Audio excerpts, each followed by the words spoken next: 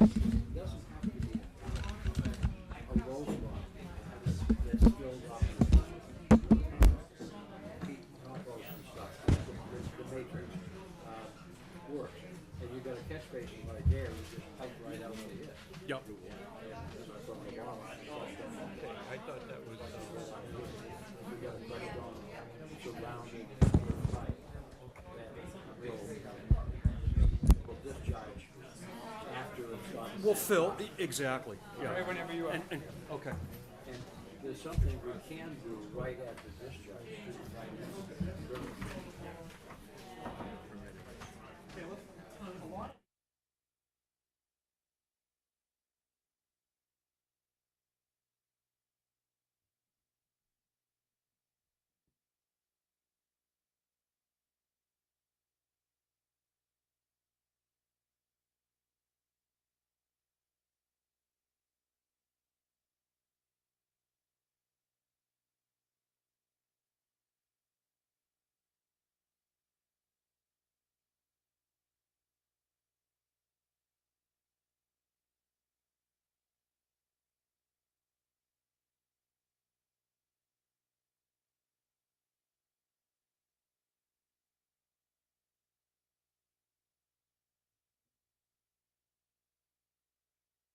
July's meeting of the Conservation Commission. For the first time, the commission is going to be filmed tonight so the people at home can watch this. The people at home may not know us. My name's Doug Packer. I'm the conservation agent. My name is John Hartnett. I'm one of the members. Jim Cunningham, one of the members. John O'Connell, also a member. Ed Dearden, a member. Dan Streeter, a member. Susan Noyce, assistant and alternate member. If you are going to speak tonight, if you're a representative and you're coming to the table, there's a mic at the table. If you're not coming to the table, you need to come to this mic up here or the people at home won't be able to hear you. We have a continued notice of intent for the construction of a single-family dwelling, driveway grading, and utilities from Gary Litchfield at 9 Hutchins Road. We should have a chair up here, too. Yeah, I guess so. Yep. There we go. I don't think that's really gonna fit with people's. Probably not. Yeah.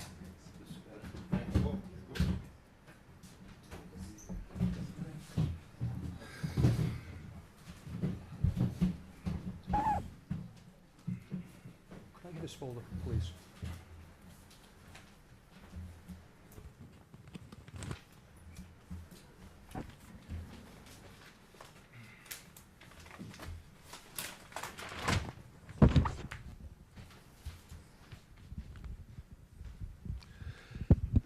My name's Gary Litchfield, and as Sorry, 1 second, please. Susan went to locate the folder, I think.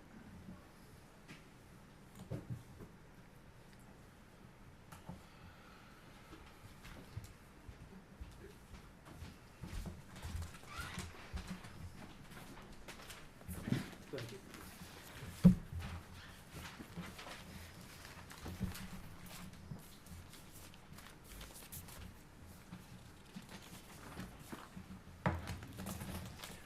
Gary, before you get started, I want to take up one issue. We heard from an abutter, Kane Allen.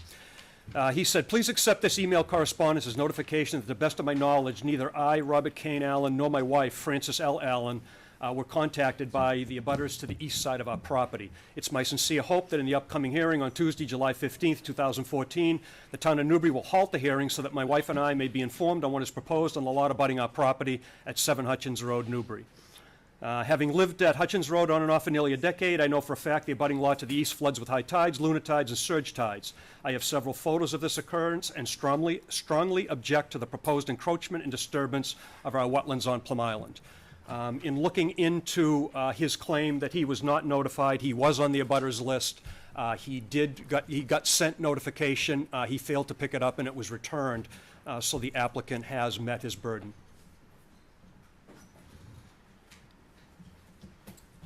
Thank you. I did drop off. I don't know if any of the members had a chance to look at them, but for a reference for this evening on what I'm going to discuss, maybe you, the members may want to have those packages that I dropped off. There were two questions that were somewhat unresolved at the last meeting.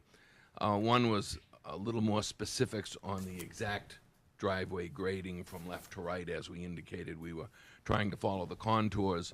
So I added a sheet to the plan which more clearly shows the existing contours and how we can follow those contours from left to right. So there will be a pitch from left to right to the driveway, as there is in the actual contours of the lot now.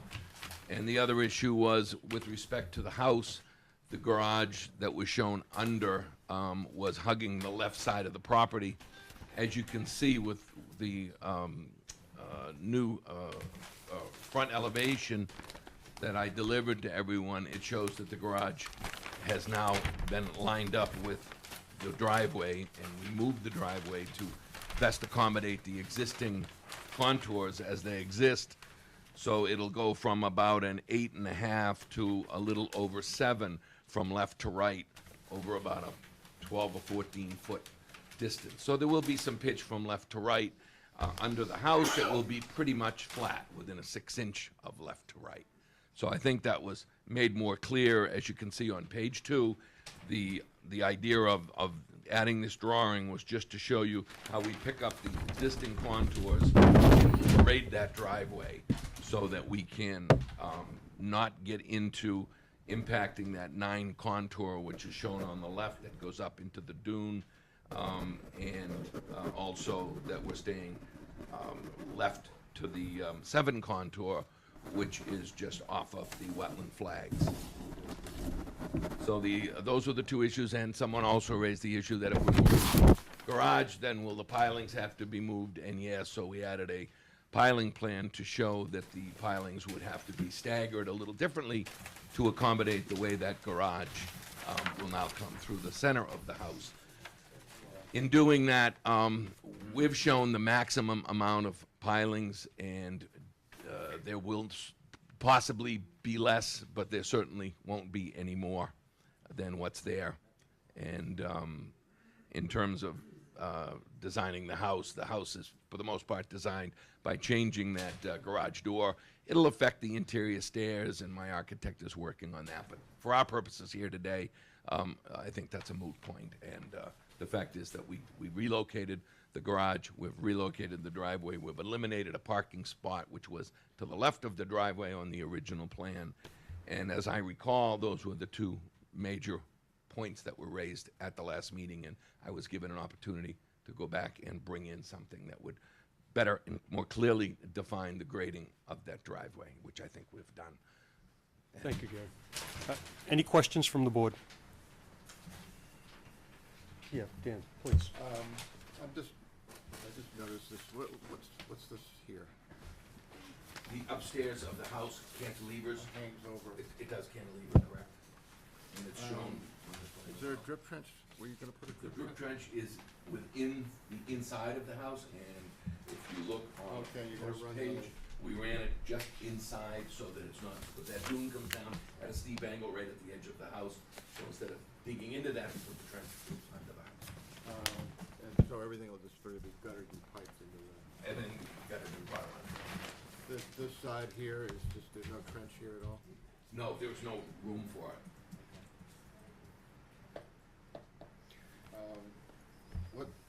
What's your plan over here? On the pavement removal? What, To remove that pavement and to replant it with dune grass. I mean, to what lengths will you go to provide, create a situation where something can grow? I mean, you're gonna remove all the. We're gonna have to remove all of the asphalt, certainly, and the tight gravel underneath. Again, I'm at the direction of the board as to what they would prefer to see there in terms of, I was assuming dune grass, but maybe there's some wetland planting. Again, I just agreed that we'd replant it, and I thought that would be left to discuss. But dune grass is what we would typically do unless the board had a different idea on it. I think what we just need to know is how you're gonna prep it, that's all. What do you, what's the base down there, how much you're gonna take out, are you gonna bring in Until we compatible remove material? Remove the asphalt, we're not gonna see what's under it. I'm assuming there's some gravel there, probably 6 inches. So maybe a narrative explaining what you would do, you'd pull the blacktop off, you would take the sub-base down to natural material, fill the void back in with compatible material, that kind of thing we should probably see on a narrative. And this detail here is still on the plan, the cobblestone border. Yeah, that and should- I didn't recall that was, there was discussion on it, and I thought it was considered a hard service. I thought it was there, and I didn't have a chance to really come back, so I said either it's eliminated or not. So in the order, if what would see fit, then that could be specified more clearly than your wishes are there. I thought it made sense, but it may constitute a hard surface. It's only one single row of cobblestones, but.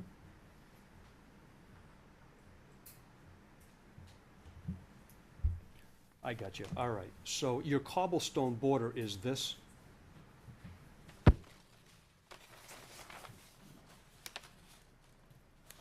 In here? I take it your cobblestone's on the inside edge to keep your Correct. driveway materials from Correct. contaminating your You're edge? correct. Oh, all right, It's okay. shown there, yes. Okay. One deep, And you can see there is a detail on. all right, I got you. Anything else, Dan, at the moment? Just in general, how are you going to create the, I mean, I understand your intention is to basically keep the topography that's there with as little change as possible.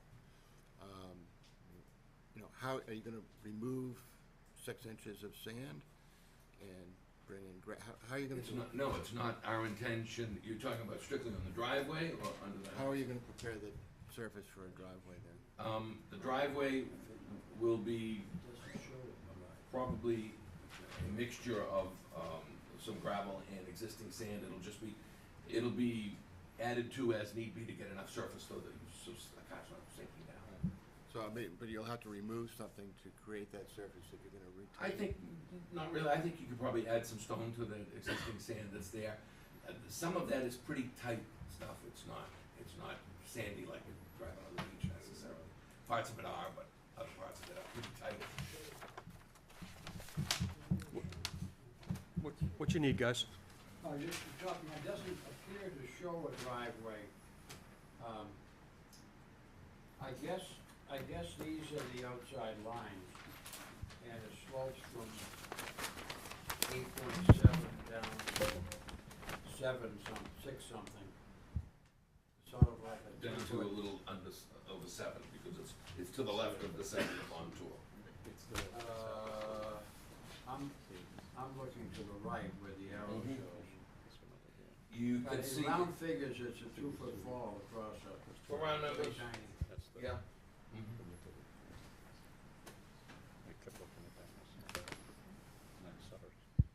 And bear in mind, as my other home on Plum Island, you know, with the shifting winds and sands, that's a changing amount. You know, these contours were done probably a year ago or so, and I'm gonna say that this, I see shifts of 6 and 8 inches at my own home now, just in wind-driven sand, so that's something that's always kind of a moving target. Can you see the delineation of the driveway on that second page now? It is marked proposed drive with those 2 arrows. Yeah. Mhm. That's what we were Okay. referring to. But that's what he was referring to. You're dropping you're across that angle, you're dropping 2 feet and 10? Probably closer to 11, 12, but I think it's a little under 2. And again, I don't think, I've gone out looking at it right now, I don't believe that it's that much. I would say some of that sand has moved. We go out and look at it, we shoot grades on it right today, from left to right on that, I would say it's more like a foot, maybe a foot and a half at its worst point. It's pretty flat as you come in and you see that 7 contour. Where you're coming off the asphalt. With the vegetation that's there, though, I don't know that that's all that active an area. So I don't know that it changes that much, but in any event, we're gonna need some detail on that. The same as this, just how are you gonna accomplish this? So we're left to guessing, none of us really know. You can't take this plan, I couldn't take this plan and build this driveway with it. It's what we're asking for, is a little more detail on these, Gary. I mean, we're not gonna condition all these little bits of information. I understand. We're not gonna condition your driveway, or condition this, or even the detail on this here. We haven't quite got to this yet, this stuff here. But we'd rather see that from the applicant in a plan as to how you propose to do it.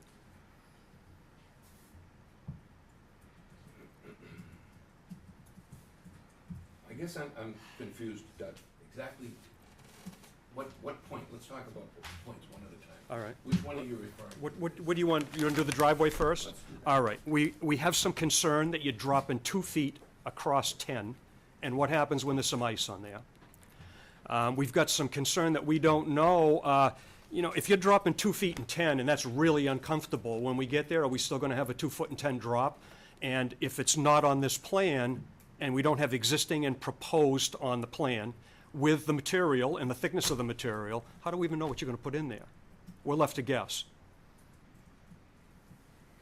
Okay, my goal was to obviously utilize exactly what's there and impact it in the most minimal way possible. So adding enough stone so that we'd be able to drive over it.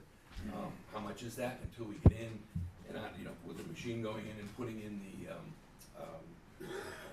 the pilings and coming back out, there's gonna be a certain amount of compaction in that. So what's needed to make it drivable, I guess, I won't know until we go and do it.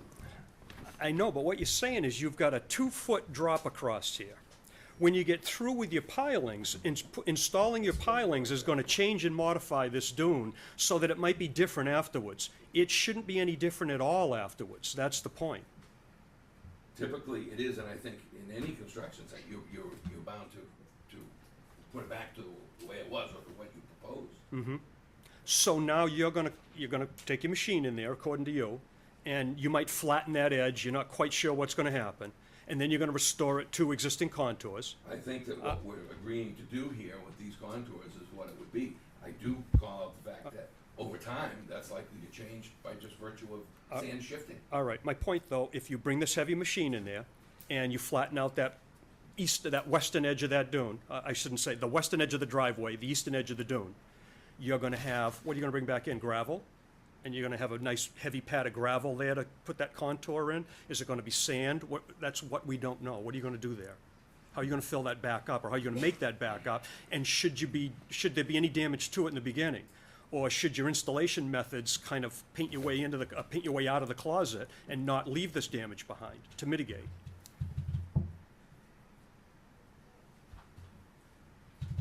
I'm happy to provide that. Okay. I didn't think that's what was needed here or asked for.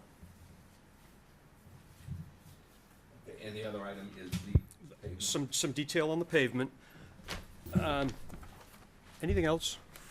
I think it might be good the next time to get this, and not be looking at this the night of the hearing. This didn't come in this came in fairly recently. This came in yesterday morning. Yesterday. Yeah, and so the board doesn't have a chance to review it, and that's part of it. I could have given you the feedback yesterday morning if we had it, you know, I understand. a week ago.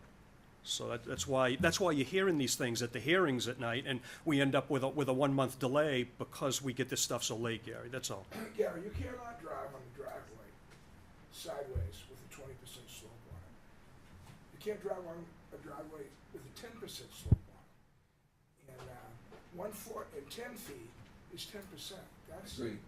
That's a lot. And 20% is like, you know, it'll tip over. I mean, you gotta figure out how you're gonna build that driveway so that we have, whoever buys the house has access to it. You know, I mean, it's nice to have a garage over there, but if the side of the driveway is like this, you know, you can't drive into it. The problem becomes on the left side of, again, it's a pile of what appears to be more rubble than actual building. It's got some big stone in it, and we were trying to just avoid touching that. So coming back into that, in order to get that slope off of that driveway, you know, I would need some benevolence of the commission to come back and to be able to flatten that. If that's the only option, it might not fly. I think you have to get, it's a tight spot, Gary. We all realize it's a really difficult entry. And that's why we need you to lay it out for us and show us how you're gonna take care of the resource area and at the same time gain access. Very good. We can be as benevolent as we want, but that doesn't mean the department is gonna have to say the wrong places. This is true. This is true. And they don't seem to miss a trick of mine. No. The other thing too, has the department seen these modifications as we're going along? Are they, The ones that we've got as of today, not. okay, all right, so they should be mailed a copy. We've got the driveway issue. We've got the mitigating the roadway, the old existing roadway that's there. Old existing, they're using it. Anything else? The shift of the stairway inside, we've got a stairway now that's shifted up against that dune, but it seems like the entrance to it, the stairs are interior and they're gonna be coming up as they head towards that dune, so it looks like he's gonna be over it with the stairs inside. Garage door on the front, we're gonna have a garage door now down into the flood zone. Can't do that. I wouldn't recommend that either. I don't know if this makes a big difference, maybe none, because I haven't had a chance to look at it. But we're driving a 12-inch pile in a 24-inch, co-located in a 24-inch stone-filled trench. Several of them. The trench runs right down here, and half of the trench is occupied by a 1-foot diameter pile Now, in places. from an engineering Not I mean, what's the danger there? You're letting air down into that piling? Is it gonna rust I don't know, I out? haven't had a chance to think about it. Okay. I just noticed we're saying 24 inches, except in a lot of places it isn't. It It's isn't. like 12, which, like I say, it doesn't much matter. Maybe it doesn't matter. So, what we need to do though is we need to get down to the issues that he needs to concentrate on for next month. Is there a better approach from my perspective maybe to, certainly, from what I'm seeing and hearing, and I don't disagree with the commission members, is to eliminate the ability to park a car underneath and not be able to approach as close to the house, and just that they'll have to be walking only to get there. If that's, when you draw it up, if that seems to be the thing that works for you, it's not a requirement that they park under the house. No, I agree. So- I just was trying to create a little more. I know, I know you're trying to create a little Must have comfort. Parking spaces though, must they not, for your house? Is that a zoning requirement? I can't remember. I thought it was too, yeah. But it may have a lot to do when the lot was created. Now, you create a new lot, you have to have two parking spots. So Yeah. the date that was promulgated is probably the date that going forward, you need to do this. This is an existing non-conforming lot, and likely the conditions at the time would rule for this lot. Geometry-wise, though, it's conforming all over the place. It's a fairly large lot, right? Well, no, it's not, well, it's a fairly large lot. It's not conforming for Newbury and Newbury standards now. It's a big lot for Plum Island, Yeah, yes. that's what I'm saying. Yeah. And would be grandfathered as this. lot. It's an existing non-conforming, yeah, it's a legal lot, but just existing non-conforming. Okay, let me take another run at this. And Okay. I appreciate your patience, and apologize if it wasn't maybe clear to me on that, but, All right, hold 1 minute. I want to go to the audience for comments before we let you go. Yes, sir. Would you please stand up and give your name? Thank you. You don't think so? It's gonna be all right. Ron Barrett, 18 Hutchins Road, Newbury, Plum Island. If I'm correct, you cannot cut a dune anywhere, make a driveway. Am I correct? We don't want him cutting dunes to build driveways. And that house is being trying to build on a corner in a dune.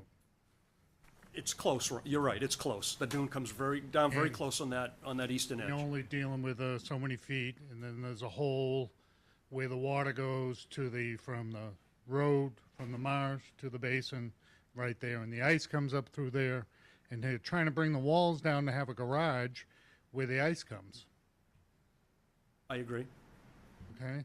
And the snow all blows in there with the ice and everything in the winter. It builds up and it crashes up and whatnot. I mean, this is just crazy. What we're thinking of is nuts. This is shoehorning a house where it shouldn't be and not doing the right thing for Plum Island. Thank you, Ron. Would anyone else like to speak? Then with your permission, I will continue this here. It'd be my recommendation to continue this hearing to the August 19th date. All those in favor? Aye. August 19th.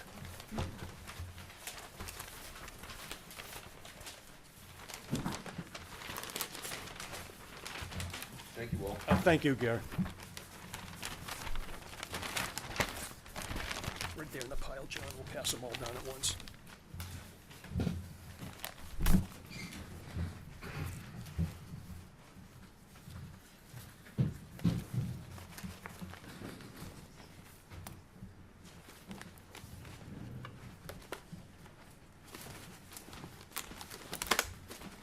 Oh, thank you.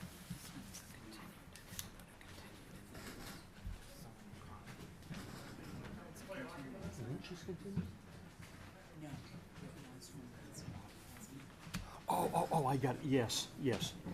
Yeah, it is, you're right. Is anyone here to represent the Lynches? We have a continued notice of intent to replace an existing single-family home with a new pile-supported home from Robert and Karen Lynch of 45 16th T. Their representative is at a hearing in Newburyport. We're going to put this aside, but we will call this again later on in the evening. You're welcome. We have a request for determination of applicability to erect a temporary tent from Edward and Patty Schuler at 37 Annapolis. We'll take Schuler first, and then we'll go to the Lynches. Hi, Patty. Come on up, please.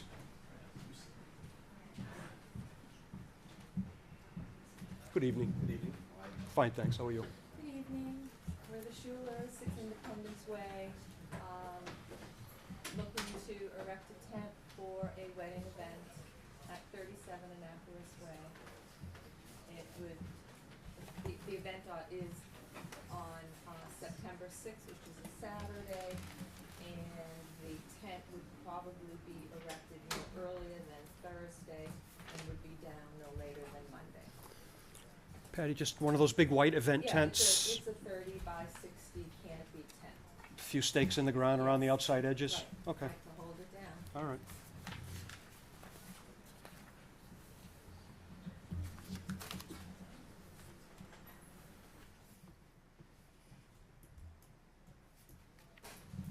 Any questions or comments from the board? Questions or comments? Good to me. But I can see. Are there any abutters here? Would anyone like to speak on this project? I'll close the public hearing, entertain a motion. Move to accept. Second. All those in favor? Aye. You're welcome. There is a 10-day appeals period. It starts the day after the postmark on the envelope that you receive this determination in. And it is 10 state working days, so about 2 weeks afterwards, you can come in and you can apply for your building permit, and the commission can sign off on it. Thank you. You are on for that. I had no issues with it. It looked great, so you can stay if you want, but we take it up at the, you don't need to. We're gonna take it up at the end of the meeting, and it could be some time, so, Okay, right. yeah. Thank you. All right.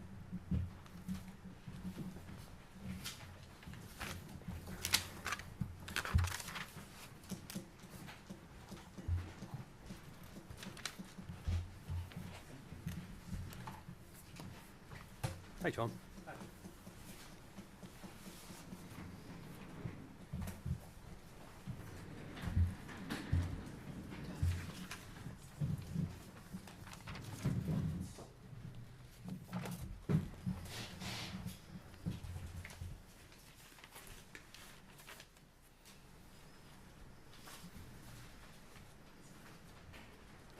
We will recall the continued notice of intent to replace the existing single-family home with a new pile-supported home from Robert and Karen Lynch of 45 16th T Street.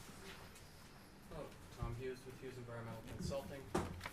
Here on behalf of Bob and Karen Lynch, and here with Bob and Karen Lynch, and also in the room is Scott Brown, who's the architect of the building.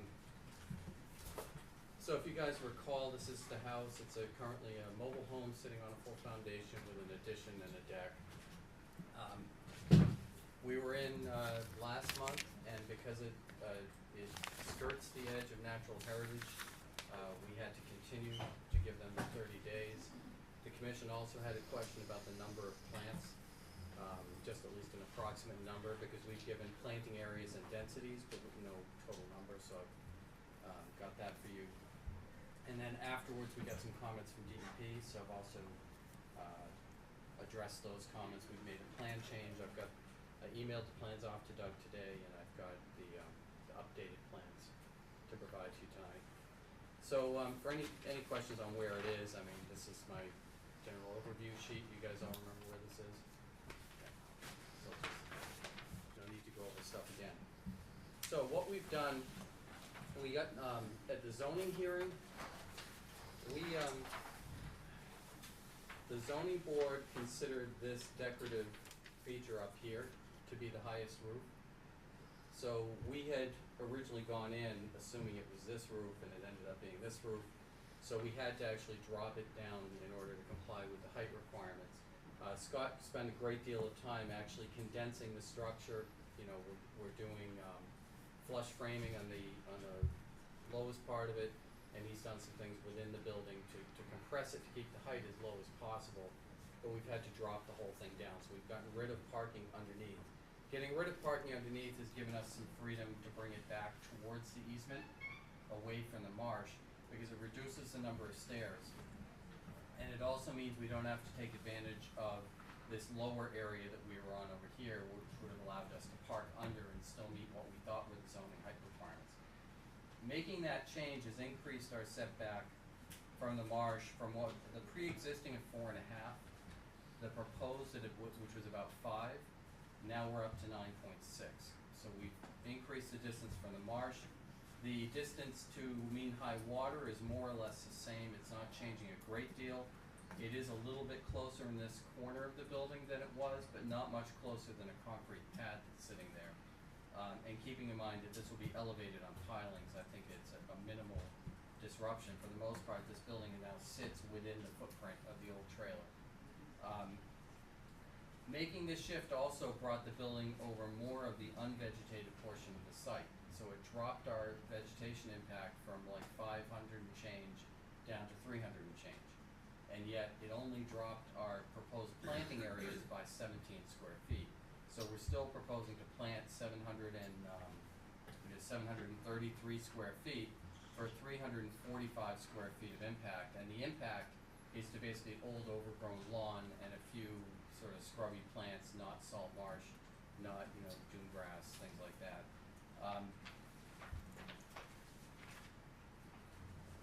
So let me walk through the DEP comments. I brought printouts of the email I sent Doug today. I don't know if that's helpful to hand It is. out. I didn't print those out. I looked at them, but I didn't print them out. Okay, so that's page 2.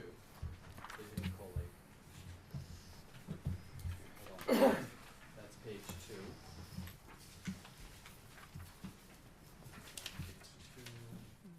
Couple more. And we'll go on to you. Thank you. Page 1.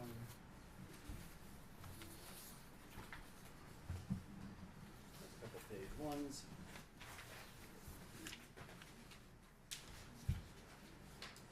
Couple more page 1s. For me.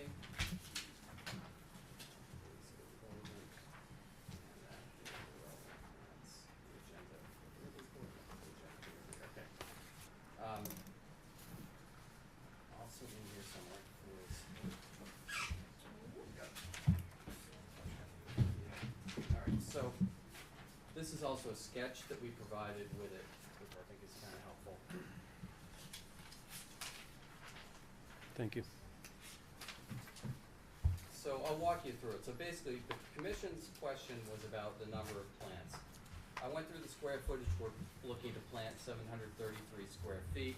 I assume that about a little less than half of that's going to be American beach grass, so we end up with about 250 columns of American beach grass, and about 12 shrubs or small trees.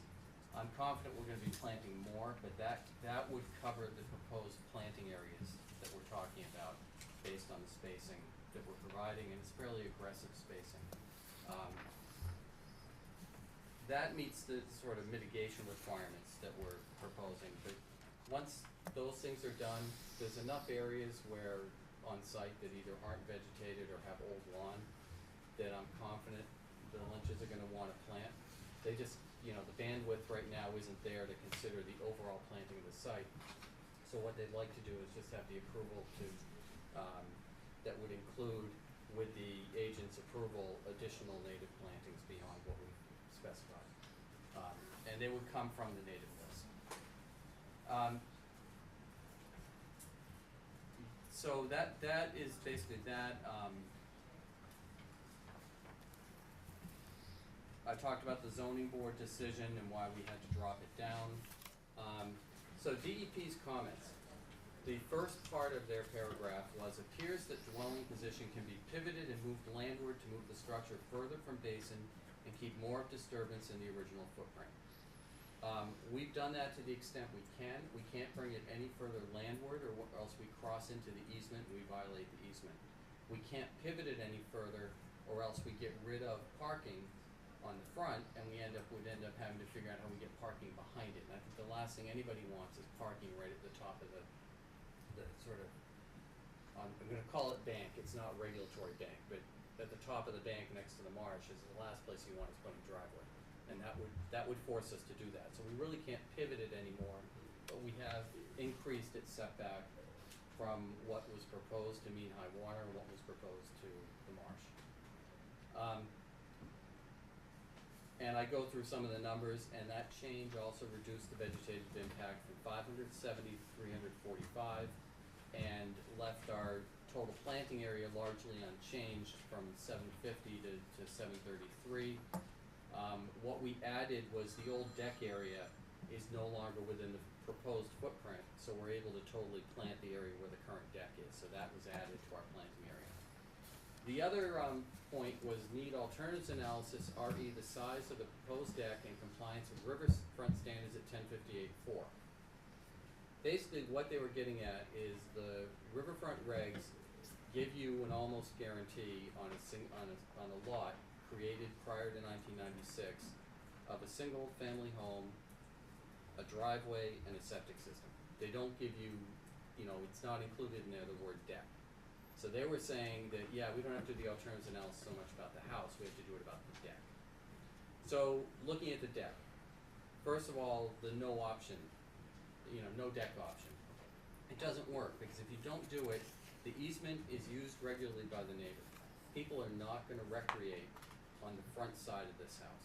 They're just not gonna do it. So if you don't have a deck, people are taking their lawn chairs, whoever's living in this house is taking their lawn chairs, their tables, their grill, whatever, and they're gonna bring it out behind the house between them and the marsh, and they're gonna be all over the vegetation, and there's gonna be nothing that constrains them in any one place.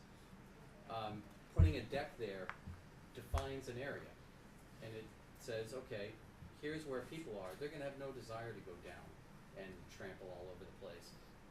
It's also high enough up at the edge, about 5 feet, that we'll be able to get some vegetation to go under.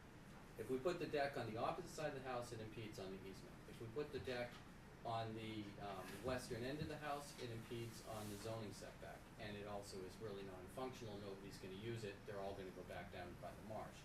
Put it on the other side, it takes away the parking, and makes the whole thing non-functional. So really, there's only one place for it, and if along this side, and then if you look at where we place it as far to the west as possible, so we're farthest from the marsh and farthest from high water in the location where we put it. And that also leads me to the graphic. While you scale it off and it may look like a large deck and it's 12 by 28, my eyes are going. 12 by 28, but when you look at what that's like with what people typically want to do outside, a table, a couple of places to sit, it really fills up pretty quickly, and there's actually 2 sliding doors that open up on it, and if you make it any smaller, I don't know if you guys have ever been on a deck where people are squeezed into chairs around a table and somebody's walking around with food, you can't get around. You need enough room to be able to move around the thing. This provides an adequate recreation area for people to have no incentive to go down onto the ground near the marsh, and it will allow this I'm gonna call it bank again, but it's not technically bank, allow that area to revegetate much more. We also moved the stairs from where they were on the first, go round, and then they kind of moved over this side. When we lowered the house down, they make sense to put them from an architectural standpoint towards the boat ramp on this side, but from a natural resources standpoint, they make a lot more sense to land on this side, because the grade is higher and it's flat. And if we put them over here, it means we've gotta add sand, we've gotta monkey around to get it to land right, and we also are bringing people closer to the marsh. This way, we're actually bringing them further away from the marsh. So the design of the deck is taking into consideration the marsh, the riverfront, and all of that. So in my view, we meet the requirements of 1058-4. With that said, at the end of my email, I do note the fact that a large portion of this lot will be considered previously developed and degraded under the riverfront standards under 1058-5. Because there is no topsoil on a large portion of the site, it's a gravel driveway and a gravel parking area. You have concrete pads, you have the existing home on a solid foundation. And then any impact beyond that existing foundation basically is already included here, 300 and whatever square feet I said, 345. And under that section, if you go outside the degraded area, you have to mitigate it 1-to-1. And we do that. In fact, we do it more than 2-to-1. So we actually meet both sections. I'm not going through the degraded analysis. If DEP were to somehow appeal this, we'd leave that on the table as someplace we can go, because we fully comply with that section, which gets you out entirely of 1058-4. So I'm comfortable that this meets the performance standards. We've made some really good changes to the plan. It's unfortunate we've lost the underbuilding parking, but that's a zoning interpretation. It just has to do with features of the building, features of the land, and we can't really do anything about it. So at that point, we've got our letter from Natural Heritage. Saw that. They say no taking. I'd ask if you have any questions, and if not, ask. I don't at this point. Questions from the board? Are there any abutters here? Would anyone like to speak on this project? I'll go back to the board one more time. If there are no questions from the board, I am going to close the public hearing. Close the public hearing and entertain a motion on the project. Move to approve. Second. All those in favor? Aye. Aye. Thank you. Thank you. I should have ran the red light. Yeah, you missed it by that. That's okay. Wasn't bad at all. I think it's a pretty good job with this one. I don't see how you can meet performance standards any better on this site, so. See where we end up. Thanks. Yep, take care. Watch your cords.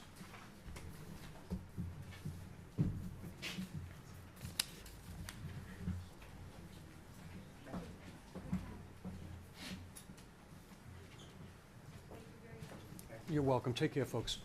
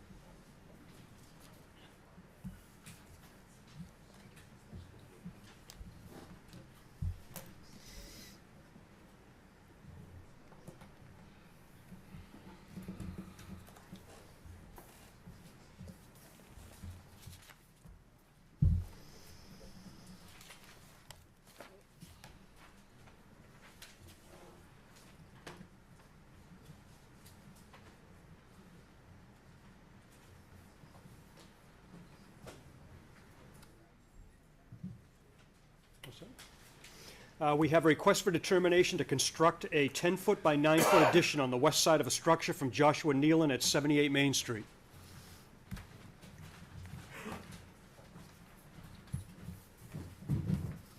Hello, how are you? Well, thanks. I feel like I didn't come here about Well, everybody else was like- that's okay. This isn't too full, but let's see what you brought with you. We had a couple of, Yeah, I just have the plan, there's a deck and a mudroom, and the house, the corner of the house falls within 88 feet of the wetlands in Byfield. okay. So, Why don't you, please give Susan your legal ad. We'll start with that. I think that's the only thing that, it's a request, so.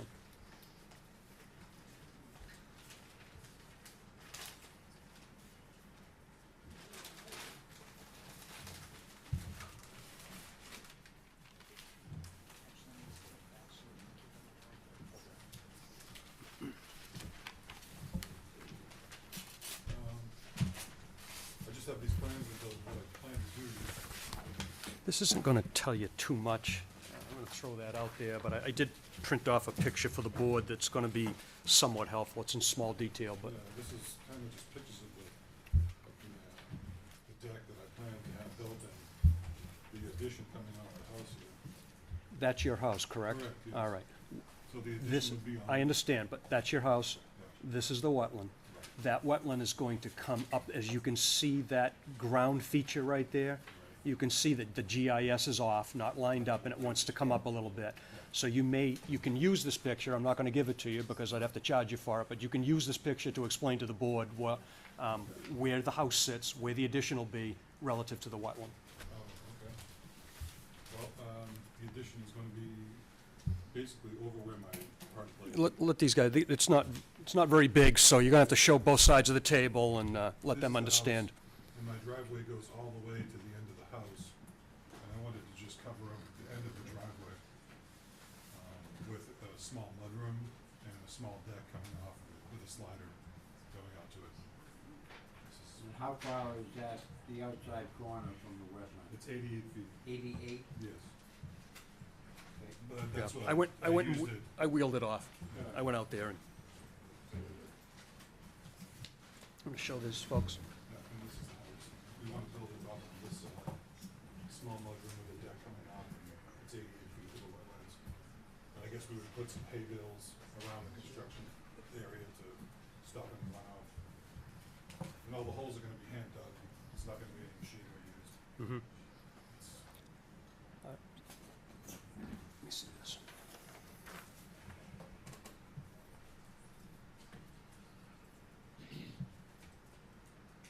Okay, so this is 10 by 11?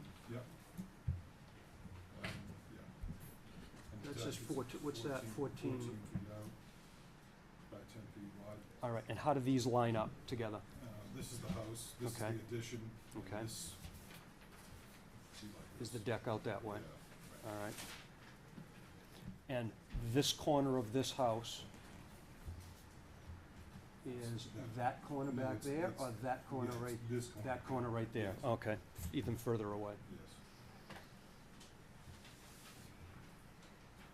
Anything on paper showing erosion control stuff? There's nothing, John. I think we need a little more clarity on that. I think for the project itself, we may be able to come to a decision, but we need a little information before. There should be something that, you know, says what the project is. I think so too. Yeah, we'll get Once there. you ask. Yeah, we'll get there. Any questions for the applicant? Are there any abutters here? Would anyone like to speak on this project? Does the board feel as though there's enough information tonight, we can condition this so that if the commission gets the information that we need, a little more detail on how this sits on the lot, maybe a plot plan or a site plan with a hand-drawn site plan? That and the Erosion yeah, control. identified on it. Contingent upon receiving that, would the board like to close this public hearing tonight and move on it? Yeah, Then I will close the public hearing and entertain a motion. Move to approve conditionally. All those in favor? Aye. So what we're gonna need from you is a site plan that's gonna show your home, gonna show these two pieces of addition or structures onto the home, some erosion control between the house and wrap it up gradient, in between your limits of work and your resource area. The commission, when we receive that, once you get by the 10-day appeals period and we receive that, the commission could sign off on your building permit. Okay, so I should bring that to you as soon as possible? You've got 14 days before we could sign off it anyway, but yeah, you should bring it as soon as, while it's fresh in your mind. Might be a good idea. Do you keep this stuff? If that's not your final drawing, I don't care if you leave it with me tonight, but I'll need something. Yeah, it's not Okay. You're all set. You're all set. Take care.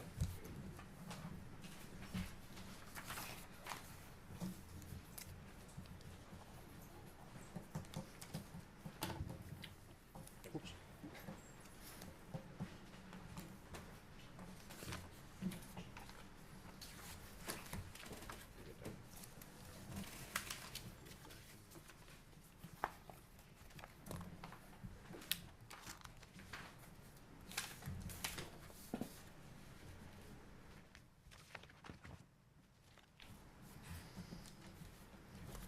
We have a request for determination of applicability to add stone to an existing driveway from Francis Tobin at 14 Northern Boulevard.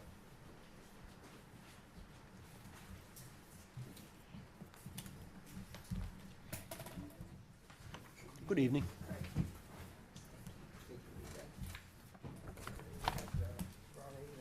Yep, the drawing's on the back of that application. Basically, I'm just requesting to remove some, I guess, partly sand, partly gravel, and bring in crushed stone to make it easier to park in the area that I currently park in now.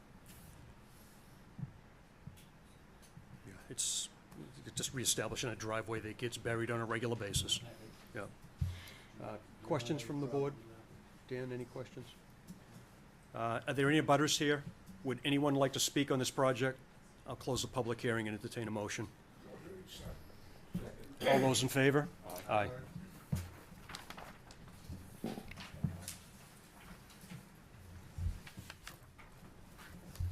There'll be no building permit or no really sign-off on this, but you can work at risk with a negative determination, but you should wait the 14 days. Yeah. I'm working with my neighbor. Okay, It's gonna be later on. no problem then. Thank you. You're welcome.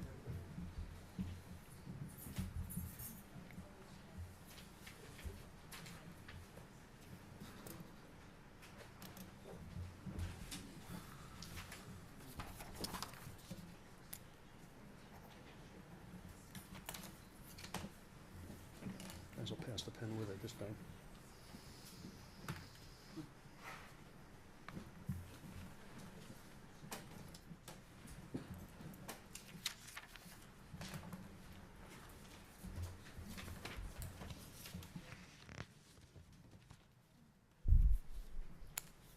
We have a request for determination to perform a pilot project to remediate ditching impacts in the Great Marsh from U.S. Fish and Wildlife at 6 Plum Island Turnpike.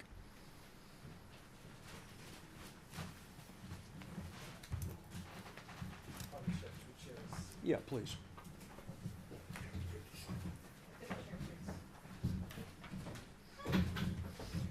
Just not meant to be, Jim. It's just not meant to be. Good evening. I think we only have one copy. Copies, great. I just have the one. And this is, you left this with me the last time we met. We have worked with the Fish and Wildlife Service. I'm David Berg from the University of New Hampshire. And I've worked with Sue Adamovich from the U.S. Fish and Wildlife Service to try to make some alterations to reduce some of the legacy effects of the extensive ditching in the Valley marshes within the U.S. Fish and Wildlife Service. Reserve. Could you speak up? I can't hear. Within the Parker River, sorry, we're trying to get rid of some of the legacy effects of some of the ditching that's in the marshes within the refuge, the Parker River refuge. And we have 3 different projects. One of them is trying to look at ways to reduce the vigor of Phragmites, an invasive common reed. We see it around if you drive around town. There's a lot of it. Yeah, we'd like to set out some bottomless buckets and set up an experiment with 20 buckets and add sugar and salt in different combinations to see if that can set that plant back a little more rather than always reverting to pesticides and herbicides.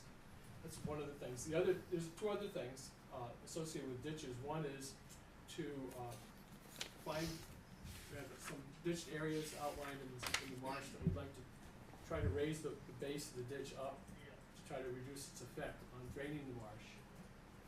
And another set of work that's where a piece of marsh is in between several ditches and water doesn't communicate to those ditches anymore, and the marsh is actually just filling up with water and pooling with water. So we have areas where the ditches have led to giant pools of water and other areas where the ditches have drained the marsh too much. And the marsh is subsiding a little bit, it's falling in elevation after 70 or 90 years of ditching. It takes a long time for this process to happen, and we're trying to do some very small sort of hydrologic tweaks to reduce the negative impacts of those features. So it's largely research oriented, like It's you don't know pilot- quite it's how it's gonna look, pilot but you're hopeful. projects. Some work has been done in Rhode Island to get rid of the standing water Yeah. in between the ditches, and we find a shortest path where we can remove the water to the surface but not drain it below the surface of these flooded areas. The areas are too wet, and then the other approach is to bring up, which we've done in this town before with success, and maybe you want to speak to that. So some years ago, we came before the commission and received non-determination, or non-applicability rather, for a project out on the refuge near the North Pool Impoundment, where we were using salt hay that was harvested right next to the ditch and putting it in the ditch to help trap sediments and to form the basis for some seedlings to get started. And we've had some very good success with that. So it's a way of making peat inside the ditch itself. Okay, and you're using- raising the level of the bottom of the ditch too, Right. while you're at it. Yeah. Right, yeah. And so it allows the marsh to sort of heal itself with its own material. Now, I gather a permanent pool in the marsh is not a good thing. It- That is it's not what marshes do, they don't like Well, too dry, too there's, wet. yeah, right. So there are some places where pools form naturally, and those are perfectly fine. But what we're talking about are areas in between the ditches where for one reason or another, they're currently impounding water. Now, maybe 5 years ago, they weren't impounding water, but they're holding water back right now. And we found through colleagues in Rhode Island and in Connecticut that just by moving a couple of tufts of grass, you can get this water to drain off again and have the plants regrow, or at least have that marsh drain off enough so that it's not being further degraded. So the idea there would be to move minimal amounts of grass so that the water would just drain off the surface. I don't understand what you mean by move minimal amounts of grass. Okay, I- so, yeah, I- so in some cases, this is actually an example from my hometown in Rhode Island.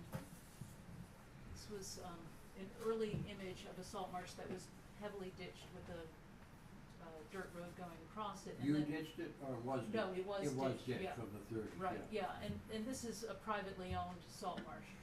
And over time, water just began impounding there, so that by 2012, it was almost, the whole half of the salt marsh was impounded.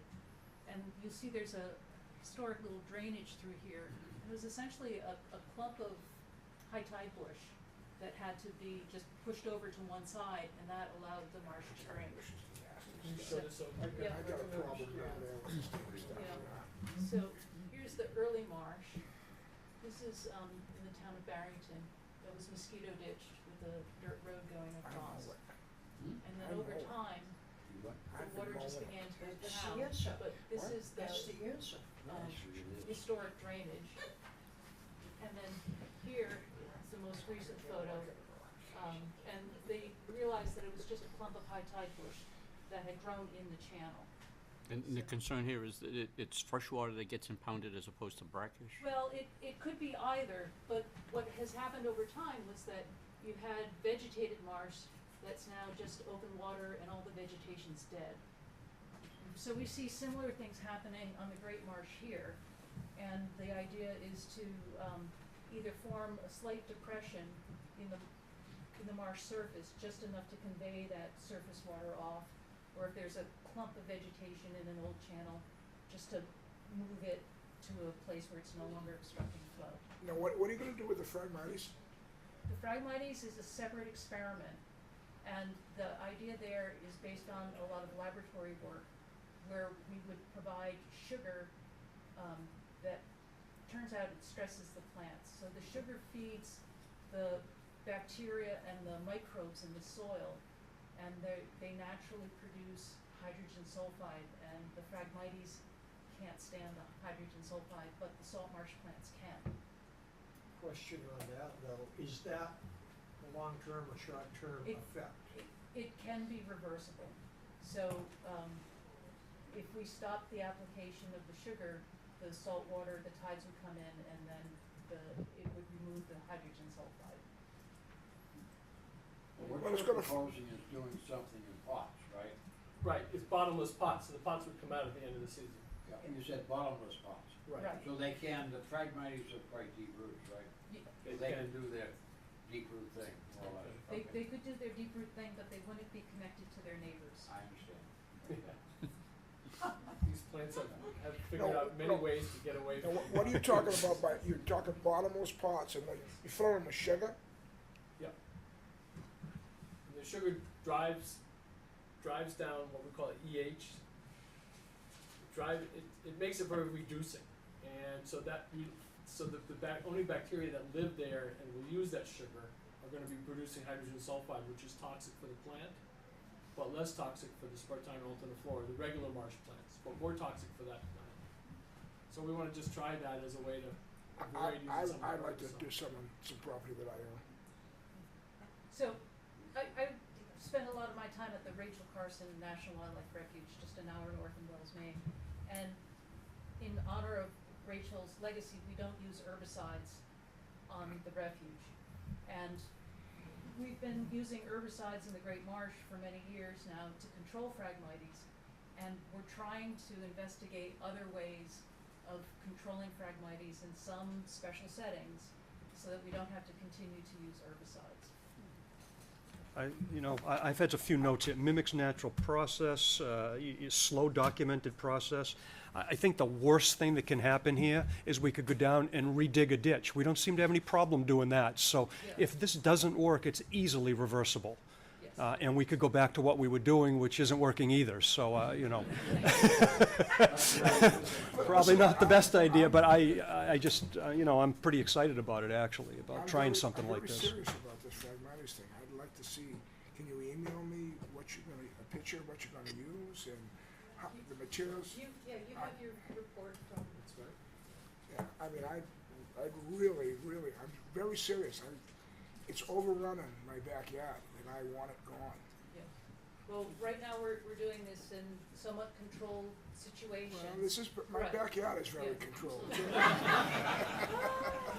Is it flood with the tide? Well, yeah. Yeah. Any other, okay, go ahead. My email is John at JD Hartnett, HARTNETT, and son, the word and, A-N-D, son.com. I'm serious. I mean, it's No, and we are too. I mean, it's ruining my view.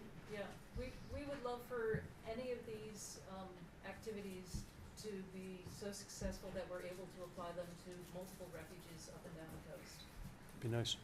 That'd be nice. Any other questions for the applicants? Anyone in the audience like to speak on this project? Yes, sir. Any results from this? Would you please give your name? Henrik Tons, Pine Island Road in Newbury. Any results from this experiment? Will that be published? We'll try. Thank you. We'll have a final report that we can leave with Doug as well. So we'll have a final report, whether it gets published in literature, you know, it's kind of, we'll see. Depends how well it comes out. Would anyone else like to speak? Folks, you all set? Any other questions? Close the public hearing and entertain a motion. Move to accept. Second. All those in favor? Aye. You're very welcome. Thank you.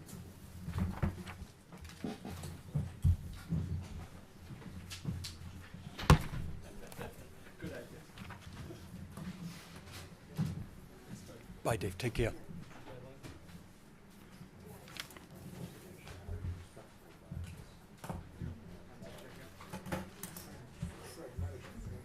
That's awful, that's your, that is your, Should have. I think they're gonna stick with straight salt, so. Straight salt, it's over there.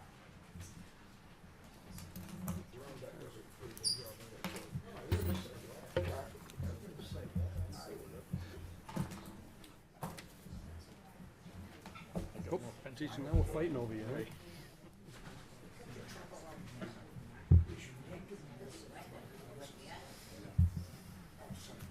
Certainly.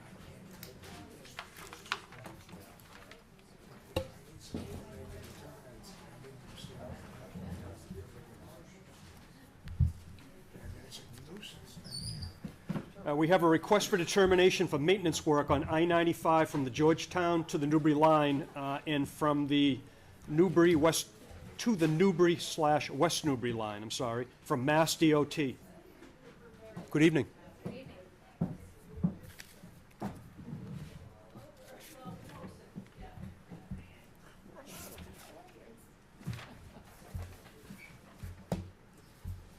Renata Welch, Mass DOT District 4 Environmental Engineer.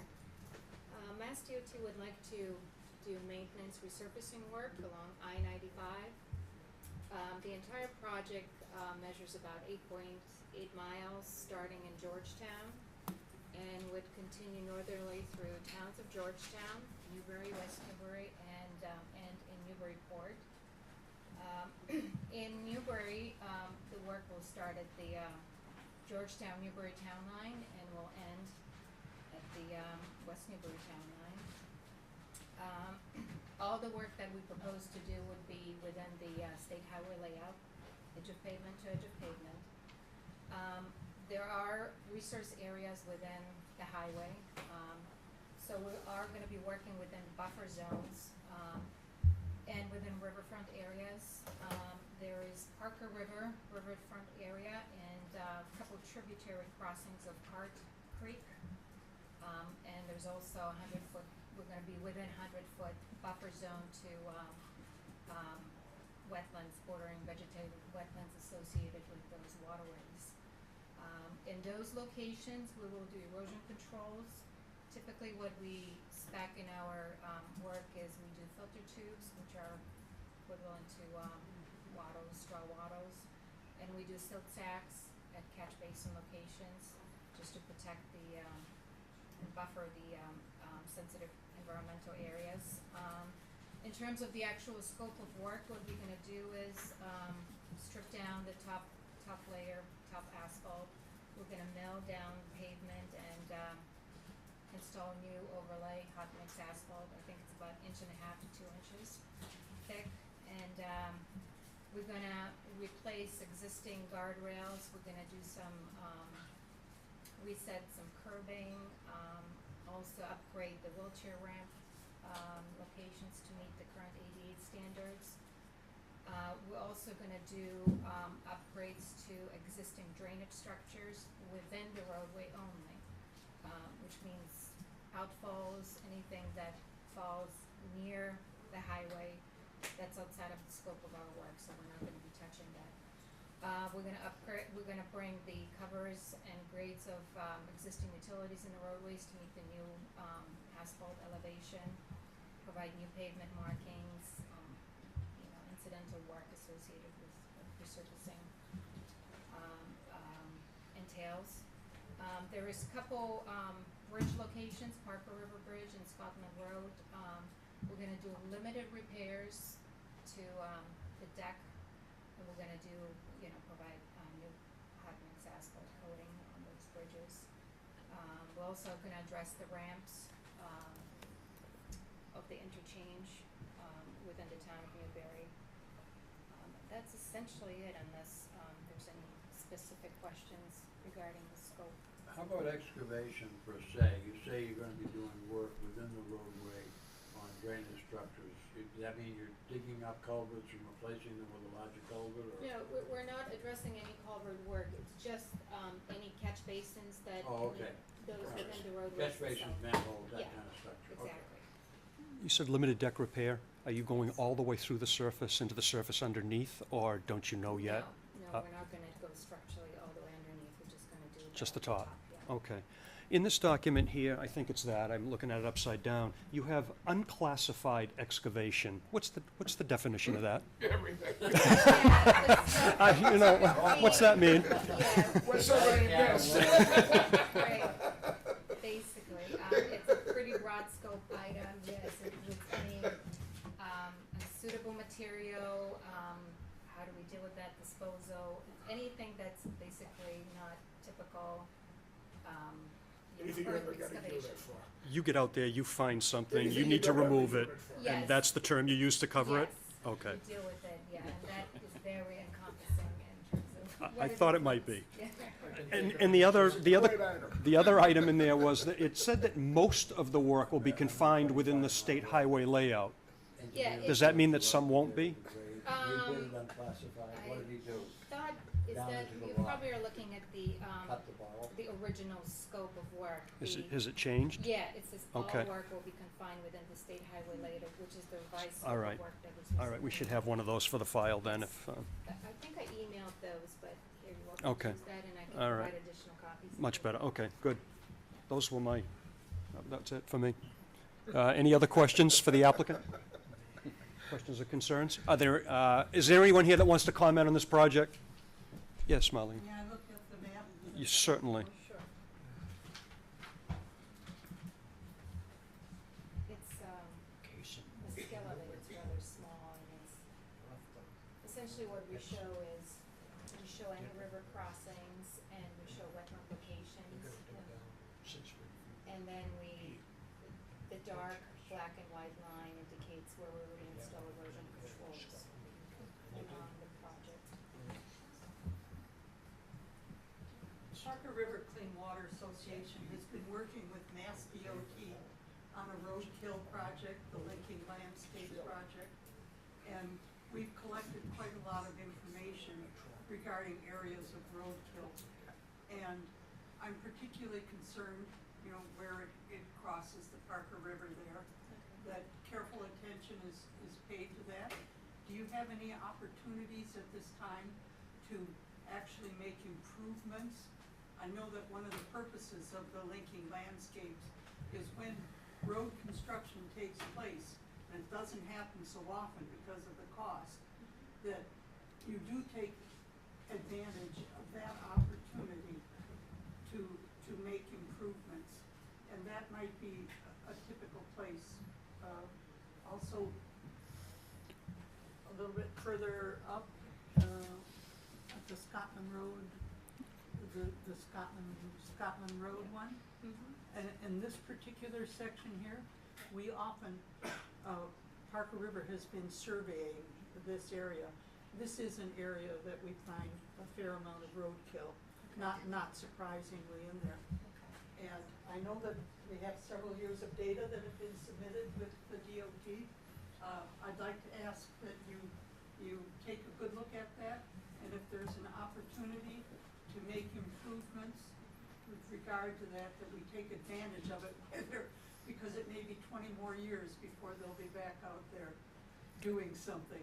Yeah, typically these, we try to not come back with resurfacing projects, we try to, schedule those, 5 to 7 years, but, I would need to, There's kind a of- coordinator. yeah, and, I'm assuming it's probably out of Boston location. This project is being done out of, District 4, which is in Arlington, but clearly there's collaboration with our, different districts, so I would need to, get a name from the Well, I'm contact sure with. that the Linking Landscapes, website, which is a combination of Mass DOT and, Fish and Wildlife, has the coordinator on it. It's, Would you speak into this, Marlene? When you speak, would you speak so that we can, yeah, you can, that's okay. You don't have to get up. Just use that, please. I'm sorry. That's okay. I'm Marlene Schrader from Parker River Clean Water Association. And I'm sure on the state's Linking Landscapes project of the DOT, it must list the person who is the coordinator for that. I'll be happy to take a look at that. It's first time that I'm relatively new with the Department of Transportation, so it's the first time that I've encountered this kind of question, so I would need to do a little bit of The Linking Landscapes covers the whole state. There are people participating in the roadkill survey across the whole state. Marlene, from the title, the Linking Landscapes, Yes. can we assume that this isn't fencing of the highway? You don't want to stop this. You want to provide passage? Well, in some cases, it would be improved culverts that would be done. I'm not a road planner by any means, so I would hardly be able to say, what the different choices are. In some cases, they are attempting to redirect the wildlife to a safer, like for instance, a larger under the pavement culvert, things like that. Yeah, that's typically if we have large culverts that need replacements, round culverts, concrete or corrugated metal pipe, large culverts, those need to be replaced. And what the regulators like to see is to apply new river standard crossings, which provide the I- kind of simulate the natural. I'm river. actually very familiar with those when they do them, but I'm just asking that you be sure in these cases to see if we have new information that we can utilize now, since it may be a while before we're back in that. Renata, we do have one opportunity out there. There is the old cattle pass through out there, and it may be that some fencing to lead creatures to this location may help, yeah. That is in Newburyport, all right, that's just over the line, yeah. Now, did I so- understand correctly, you're not gonna be replacing any culverts, No, we're not. so that, Yeah. that isn't gonna happen on this project. No, but they're probably, I suspect that people who design roads and things like that have quite a lot of information, John, that they can use to make it as workable as possible.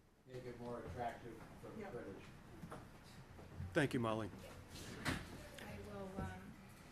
will have a look at that and we'll speak some more on this. Would, Oh, Yes. would anyone else like to speak on this project? I will close the public hearing and entertain a motion. Move to approve. Second. All those in favor? Aye. I need the folder, please. Thanks.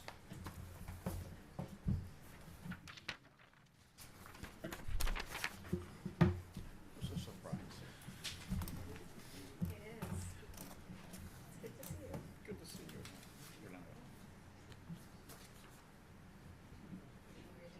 We're done. Thank you Yes. very much. Do you have an address to mail this to? Yeah, whatever's on the application, is that the mailing address that you want this to go to? Yes, Okay. posted and, Okay. thank you very much. Thank you.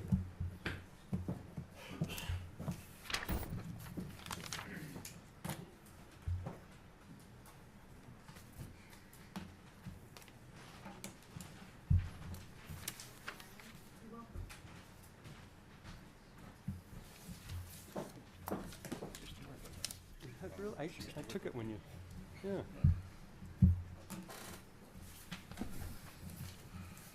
Sounds like she's moved those. She said she was new in that position,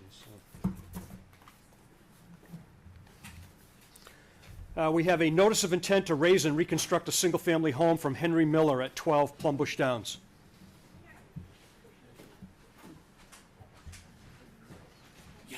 Absolutely. Next.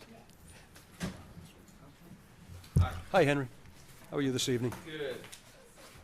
I'm Henry Miller. I'm the architect of record. I brought a set of plans. I also brought an outline or a narrative of what we're intending to do. It's a short narrative. There's an existing structure. It's currently non-conforming zoning-wise. We're going to raise it and build a new single-family home that is conforming. We intend to leave all the natural landscape stuff intact. We're not going to pave any road or introduce any impervious surfaces. There's an existing gravel drive that leads to the property. It's quite beautiful. It winds through the area. We're going to leave it as such. The house will be built on stilts. High enough so that if you're sitting in your car, you can still see right through the marsh area. What else can I tell you about it? It's a 900 square foot plus or minus structure with a small loft. It'll be a single bedroom with this loft up above, 2 full bathrooms, small kitchen, small sort of great room, and a deck. What else can I tell you? This right-of-way, that's the right-of-way that you use for the property? Correct. Do you own both properties, or No. just, okay, so you own this property here? Yes, So you're gonna have to leave this somewhat open for Yes, access for this guy. exactly. You're gonna have a porta potty and dumpster in there. We should probably have a location for that. Okay. Some silt fence, I don't think there's silt fence on the plan, is there? No. All right, I didn't see that.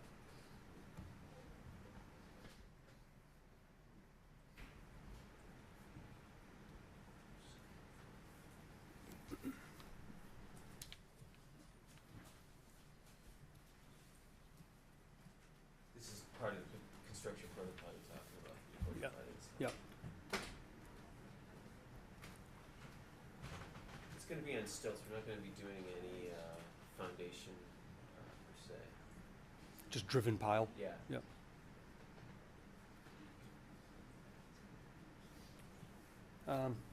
These guys should have a plan that they can look at. Well, wait a minute. No, I think this was changed, wasn't it? No, it's the same. Same one? All of them are the same? Yeah. All right, let me give these guys one so that they even have the time to.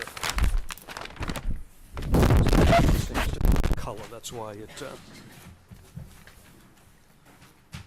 That's the original site survey, and the one behind it should be the one that is, has the existing house, which is to be removed, and then the new house. there you go.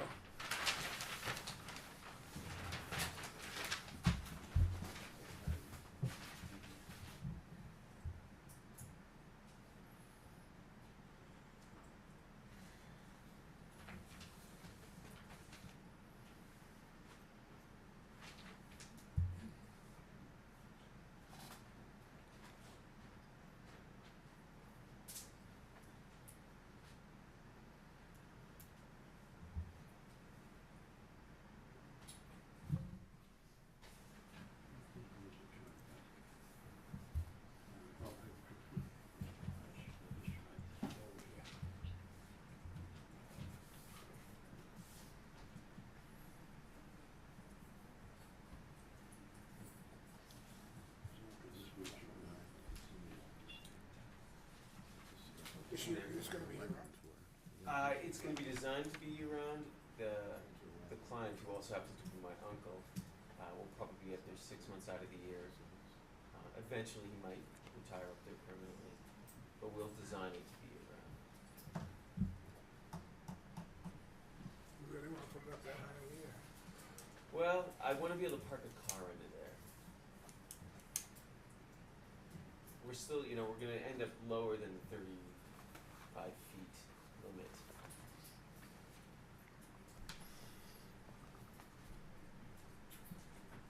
I've had time with this plan, so I'll give the board as much time as they need to take a look at it.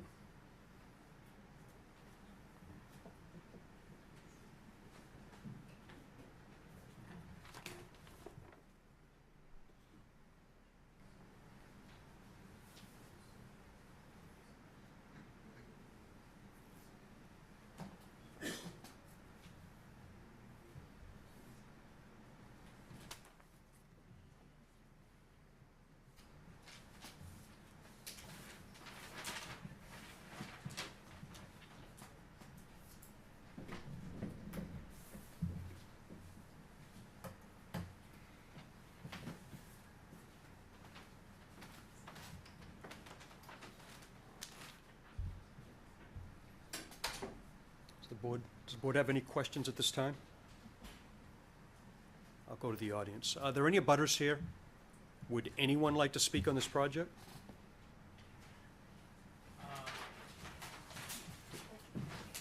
My name is Philip Camo. I own the house right next door to where he's building. My only question was whether or not he had given any consideration to how you get in there when we've got a lunar tide. I'm sorry, say How you get in when we've got a lunar tide? right, and it floods. You know, I don't wanna do anything to the existing road.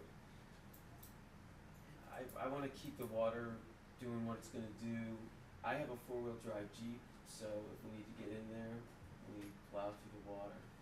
But we've been waiting for 15 years to get a property out there because of what it is. It is problematic. It does have the tidal issues. Yeah, I understand. But I'd hate to do anything to monkey with it, I guess. Yeah. It is Did that- tidal. yeah, did that answer your- Surprised us. Yeah, and did that answer your question? I hope. No, yeah, fine. Thank you. Would anyone else like to speak on the project? Questions from the board? Any questions or comments? Just a question, I mean, is there any issues with the flood elevation here? What do you get for your first floor? The first floor is gonna be above grade at 9 feet above grade. So the flood elevation out there, as I recall, It's 13. is Well, 13. it'll be 13 Yeah, tomorrow. So it's 13, so we'll be at 9 feet above of that. Of the That elevation 13 might not relate to your ground elevation there and the elevations that you're taking. Well, so in other words, the existing elevation at this point, the flood elevation would be 13 feet? Yes, Yeah, so, but that's using a 1988 NAVD datum. right. And if the plan's done in that, then, yeah, you can just add whatever feet it is above the ground. Right. If not, then you're not compatible with your plan and the criteria. Well, we're gonna be 9 feet above whatever the existing grade is currently, and I don't know what it's at that location. If it's 12 feet or 9 feet, I never had an indication. All right. At some point, Typically, Marsh is sitting there at 5. well, yeah, my guess is it might be, I think that the turnpike is about 11 and a half. And so that area out there, because it's filled, it's not in the marsh, is likely somewhere around 8.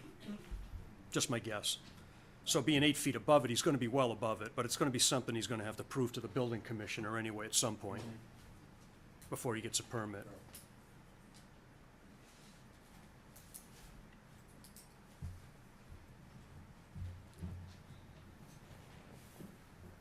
Dan, does that help? I mean, you Yeah, really yeah, got no I mean, answer on it, but does it? No, I mean, it's just, we just heard that it floods, so it seemed like a pretty, No, it's a, Yeah, part of the impetus for going up on piles was it does Yeah. flood. yeah.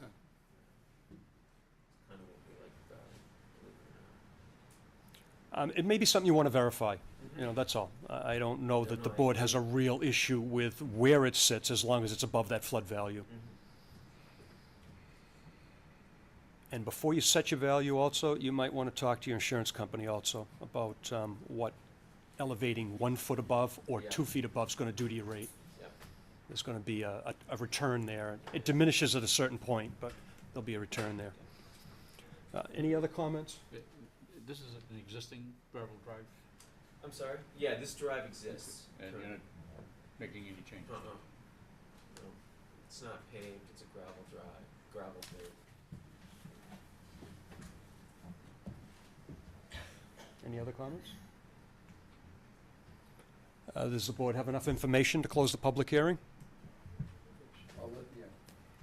There's a few missing items that you mentioned earlier. So I would think that an approval conditional upon. Contingent upon those items? Would be appropriate. Okay. Porta potty, the dumpster location. And siltation control, do you have that down? Yeah, so fence. And, if you can look into that elevation and get that at the Yeah. same time, that'd be helpful. So with that, I will close the public hearing and entertain a motion. Move to approve. Second. All those in favor? Aye.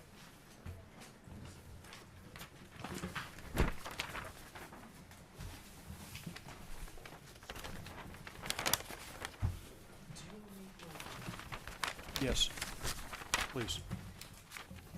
Yeah, I didn't. Super. You want to just leave it with me? Yeah, No? Okay.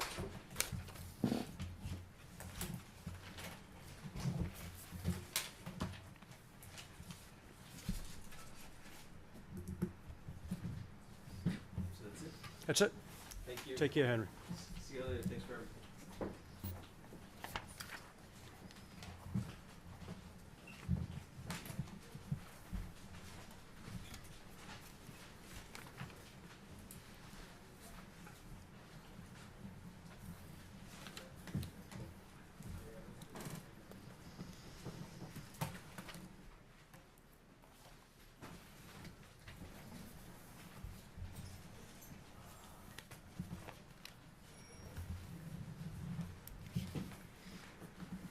We have a notice of intent to construct a single-family home from Judith Wiesnat and Carol Bradley. How'd I do? Good evening. Good evening. My name is John Fidler. I'm speaking on behalf of Carol Bradley and Judy Besnard. They wish to build a new accessory structure, the regulation calls it, within 10 Exeter Way. Recently, the zoning law regulation was changed, and it fits Mrs. Wiesnat. I'm gonna call her Judy, because I kinda mixed up that name.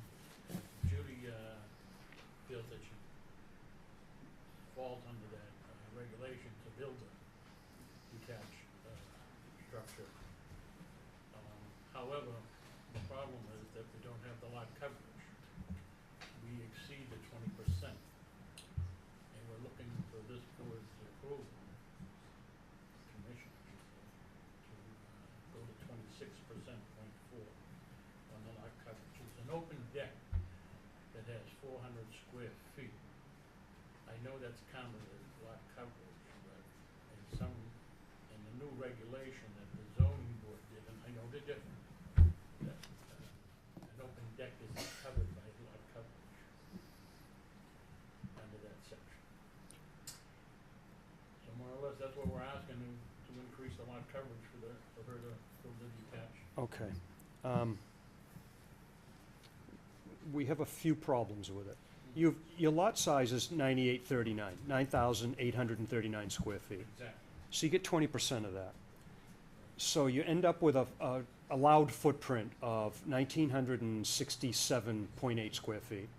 Your existing building is 1240, from what I could get off the assessor's records. Okay, 1240. And so that leaves you with an available lot coverage of 728 square feet. Oh, no, the deck is 400. The deck on where? A deck I missed on, The existing structure. so I took this wood deck right here? Yeah. All right, I used that in the, I used that in the calculation. No, that's an old, that was added onto the house, if you.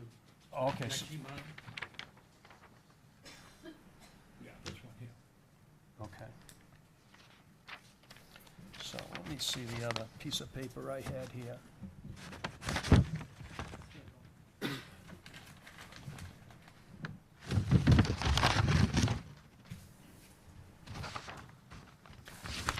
I guess what I was getting at is regardless of what we had for structure on there, you've got some footprint available? There's available It's right 300 at now least is about 400 feet. 400 square No, feet. actually less, now that you said, down at 1240, there's 360 square feet. Is there an opportunity to do an attached unit? Can make a breezeway to build a,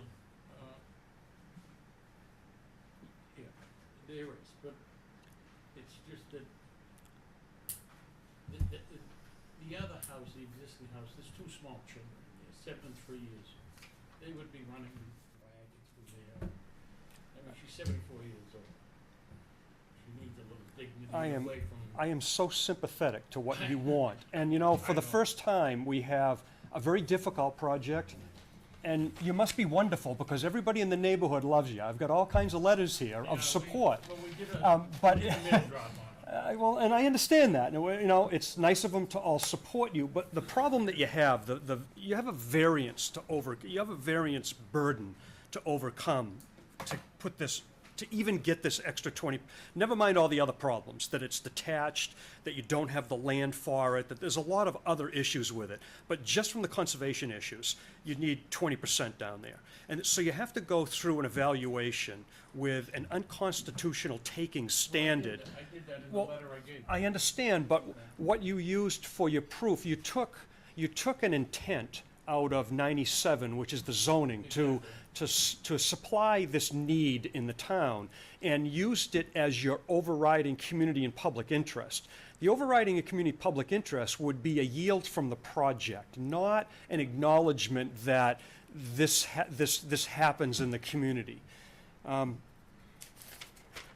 So first you got a description of alternatives. So we just kind of somewhat agreed that there's some other place to go with this.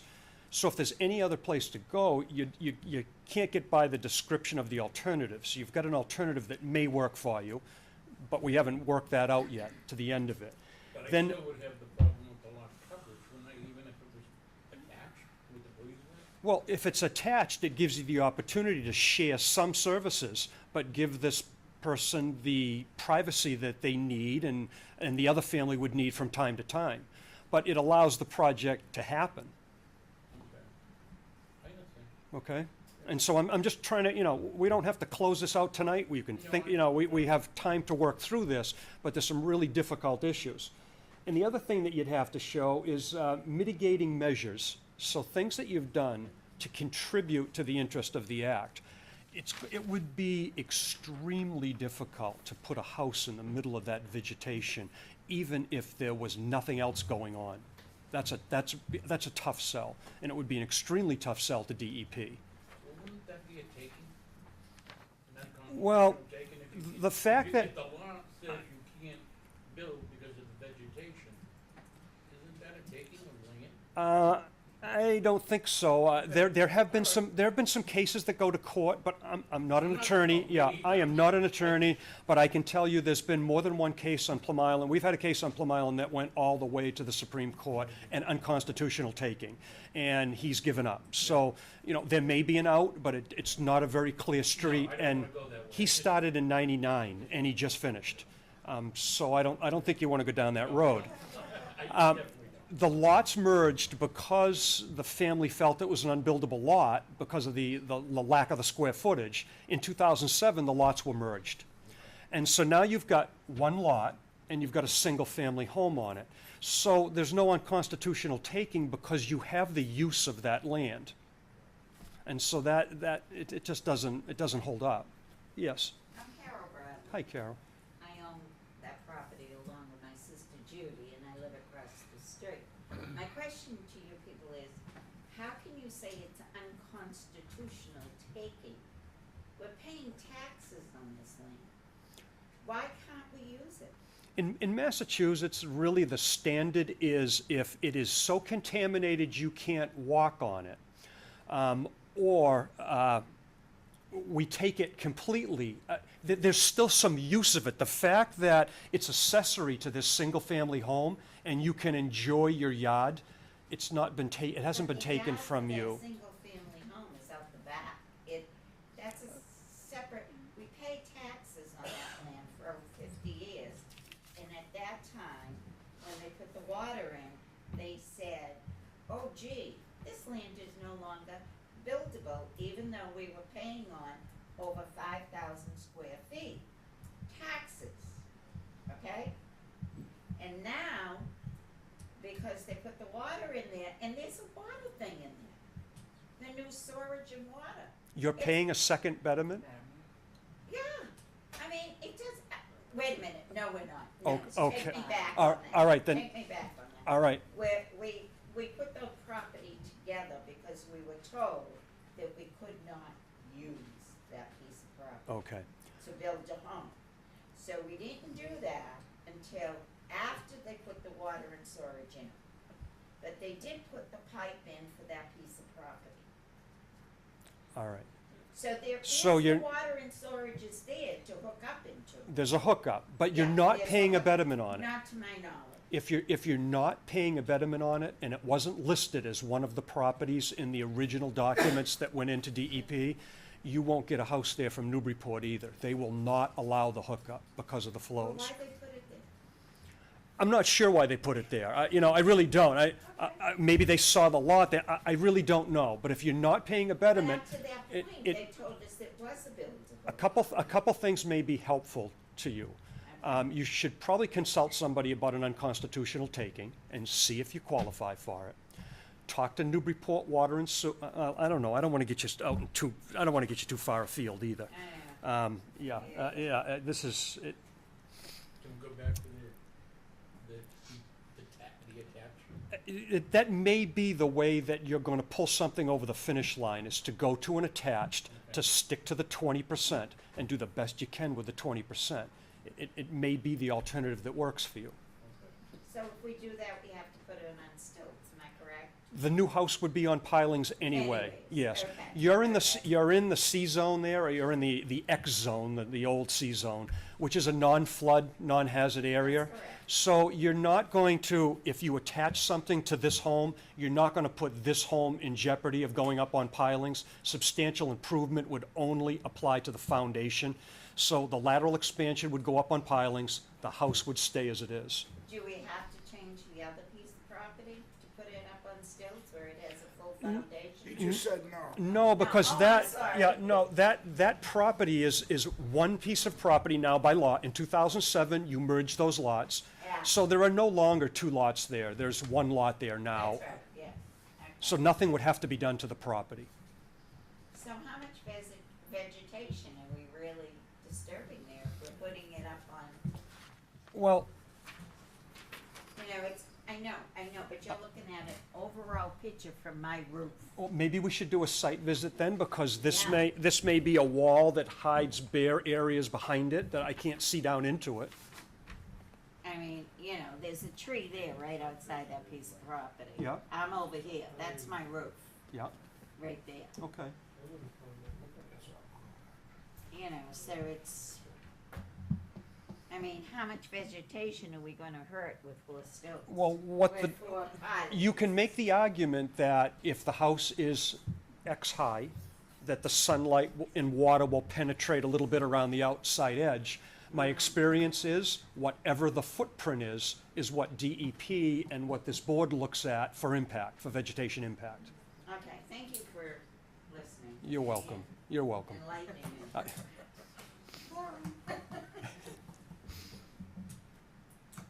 Can they come back with Absolutely. With an attached? Certainly.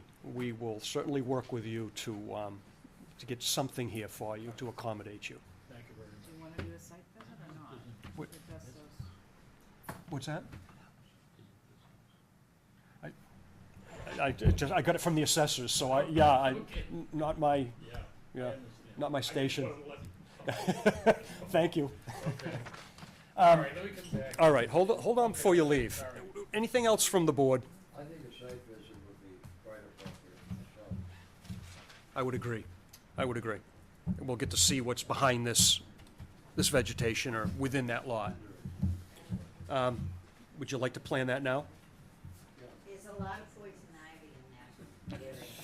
Okay, believe me. That's okay. And green it. Next week? Yeah, it'd have to be next week for me. Monday and Tuesday are bad days for me, but I could do it early in the morning. 21st is Monday. Thursday and Friday, I'm going. Thursday and Friday, you're gone, so we're looking at Monday or Tuesday? They're bad for you. Monday, Yeah, they're Tu- bad. How about Wednesday, the 23rd? Wednesday works. I can do a morning. I can do an early morning, either Monday or Tuesday. Maybe not early, I'm talking 9 o'clock. Monday, okay. I can do Monday morning. Would the board want to do Monday morning at 8 o'clock, or do you want to push to Wednesday after work? I'd rather do that day. Wednesday?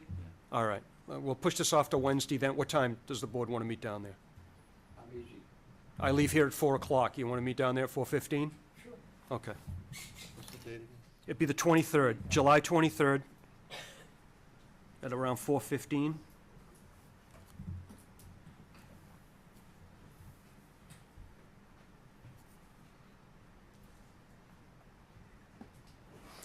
And this is, was this number 10? Yeah. Number 10 in Exeter? Number 10 Exeter.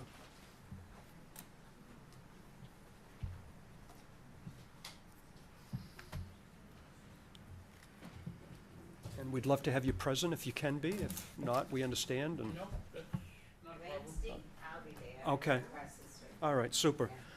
And this hearing is continued to the August 19th date. Okay. And by then I can bring out another plan. Absolutely. Well, you can come in here. We can sit down and discuss it. And all right, John. Okay, thank you very much. You're welcome. Thank you. Good night, folks.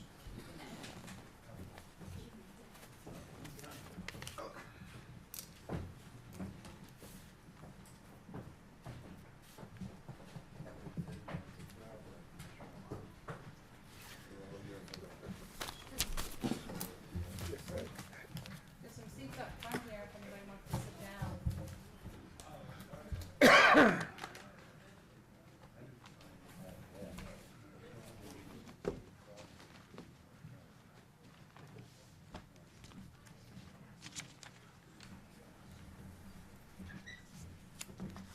There's got to be a better way to store paper. We have a notice of intent to construct a shed from Robert Culfer at 30 Old Point Road. Good evening.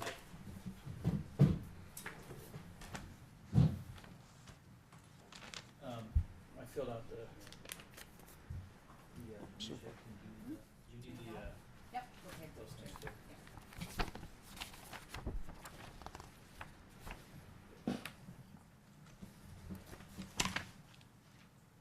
So I just wanted, I want to get a 10 by 12 shed, put in next to my driveway.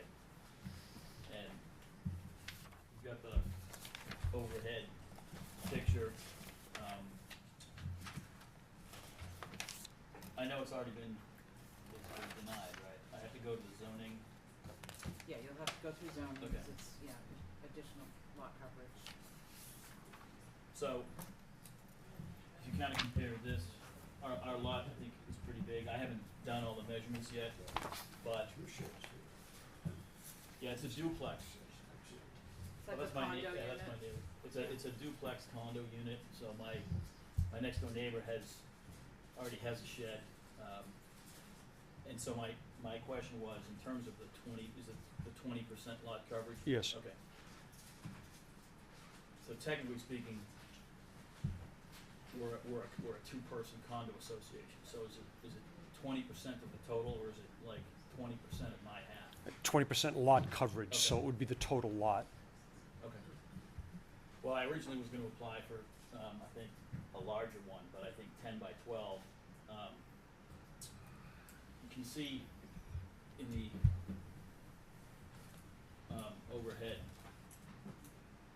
picture, there's the house. This is my side of it. That's my black Jeep Cherokee. That little white thing is an old Jeep hardtop, which is where I want the shed to be, right next to the driveway.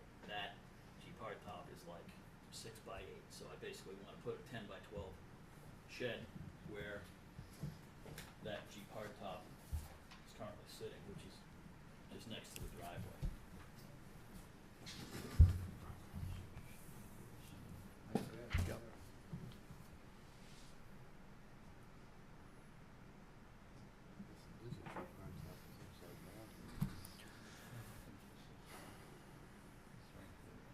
Other than the lot coverage, it's got to be elevated. I noticed there was nothing in there about elevation. It would be on. It would be on yeah. some type of post to get it up 2 feet. Yes. Uh, Yeah, I was you- gonna go like either New England Outdoors or Reed's Ferry, and Just pop it have up on a, pop it in there. okay. Lot coverage, I didn't go through the exercise of doing the lot coverage on this lot for you, so you're gonna have to provide that to the Yes. board to show, and you're gonna have to do that for zoning board of appeals anyway. Yes. Is go through that. Yeah, I just haven't had a chance to do that yet. I think that's due to them by, July 24th, if I remember correctly. And we should have a definitive size, and it. 10 by 12. 10 by 12, then, and we should also have 2 of the corners pinned with some sort of, offsets from either the corner of the house, a telephone pole, some immovable object, so we know that it's gonna come down where it's supposed to. Got it.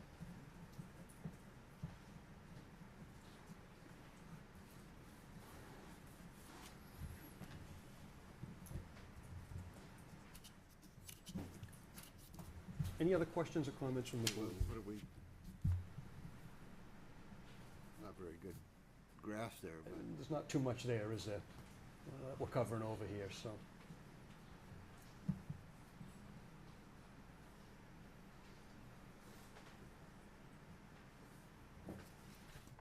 Are there any abutters here? Would anyone like to speak on this project? From the board, does the board have enough information to close this hearing tonight? It's a simple project, but we do need quite a bit of information from him. If he supplies it, are you ready to close the public hearing contingent upon receiving the information? Yeah, contingent upon the lot coverage being appropriate. Lot coverage being appropriate, having some ties to the corners of the Yeah. building, and verification of elevation Yeah, and the size of the building. and the size, building size. With that, then, I will close the public hearing and entertain a motion. Contingent upon getting the information. Okay. Second from Jim? All those in favor? Aye. If I could add just one more contingency. Absolutely. That I think this wants to be sited as close to the driveway as possible. I don't know. Yes. That, I would want Probably the your opening intent, on the driveway. but, you know, on this page, you've got a rectangle that goes all the way back to the fence. I noticed that, too. I think zoning's gonna dictate his setback anyway, so he's not gonna be able to get too close to that fence line. And from the fence to the driveway is like 24 feet. Actually 26 feet. Because originally I was thinking about a larger shed to get the 10 feet off the fence. So I just decided I can live with a 10 by 12 Okay. because the Jeep top will fit inside.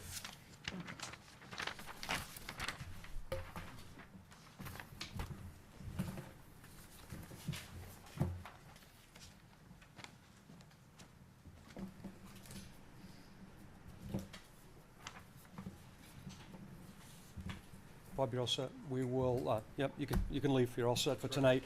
Just bring that information in. We can release this, the determination when we get that information. Will do. Thank you. Okay, thank you.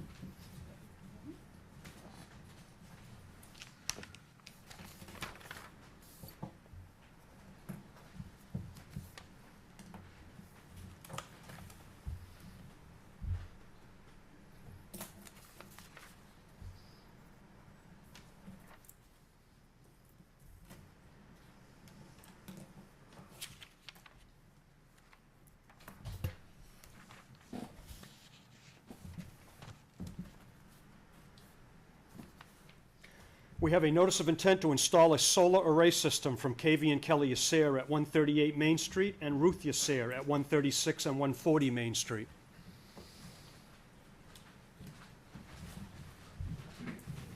Good evening.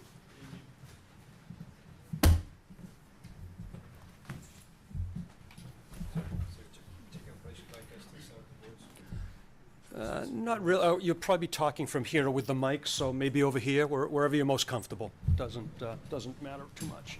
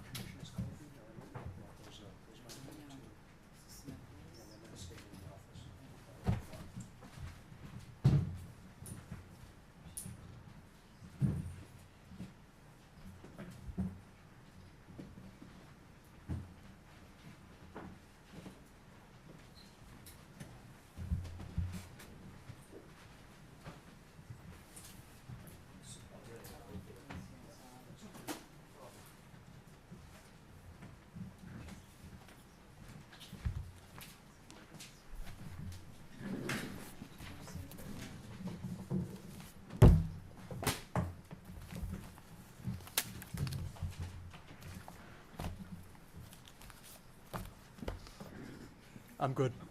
Are you good? Yep. All right, So, let's go. I'm Steve Long from Borrego Solar, and I submitted the. Yeah, you should hold on to that while you. My name is Steve Long from Borrego Solar, and we submitted for a notice of intent to construct a ground-mounted solar array at the Yes Air property. This is an overall plan showing where the array will be located.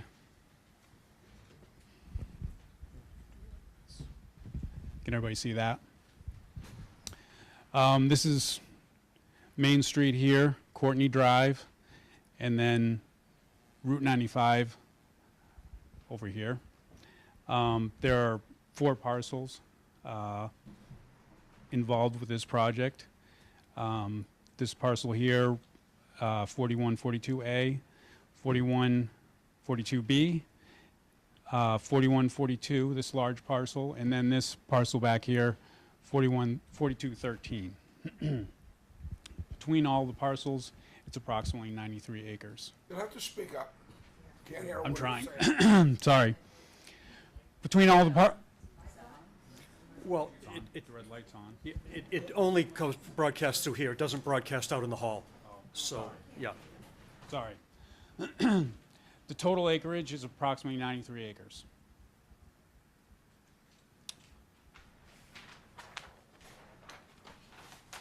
We're proposing to put the array on the back 2 parcels. Access to the array will be off Main Street, off this driveway, Ruth's existing driveway. Then there'll be a gravel access back to the array. This array will consist of approximately 9,000 solar modules, which will produce approximately 2.7 kilowatts of power. The solar modules produce DC power. These are converted to AC power by these inverters. These inverters are connected to a low voltage wiring system, which will connect here to power lines, which will connect by poles to the existing power line easement, which runs and hits Interstate 95. Let's see. Currently, this site is wooded. There exists a large buffer of 455 feet from where the edge of the array will be to the Route 95 right-of-way, and it's approximately, to the houses on Courtney Drive, approximately the same distance, about 400 feet through the wooded buffer. With the size of the system within the fenced area is approximately 11 acres. We have done a stormwater management plan, and this complies with the state and town's stormwater management. After this site is constructed and the trees are taken down, we'll regrade the site minimally. We're not going to change the grade much, just smooth it out so we can put the array down, and then we'll plant grass under the array. And the stormwater runoff compared pre-post is approximately the same. There'll be erosion control placed all around the system to prevent any kind of erosion from running into the wetlands. We're going to maintain, the town has a 25-foot no-cut buffer. We're maintaining that around the whole wetland, except for these areas where we have to cross to get to the back, and this area where we have to cross to get to our utility connection. There's also a 50-foot no build line, and we're keeping our fence, our fence is at the 25-foot no cut, and the modules are approximately the 50-foot no build. Everything is going to exist in the middle here. I don't think it will be visible from any of the abutting properties. There's a pretty big buffer around the whole site. These panels are put in the ground with screws. They're large screws, and then they're put on racks. And these racks will be at the low point, 30 inches, and at the high point, approximately 11 feet. So they don't sit way up in the sky. They're pretty low profile.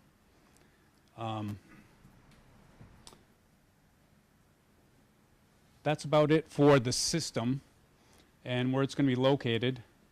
And now I will give it over to Chris Lucas, who was our environmental scientist who delineated the wetlands on the site.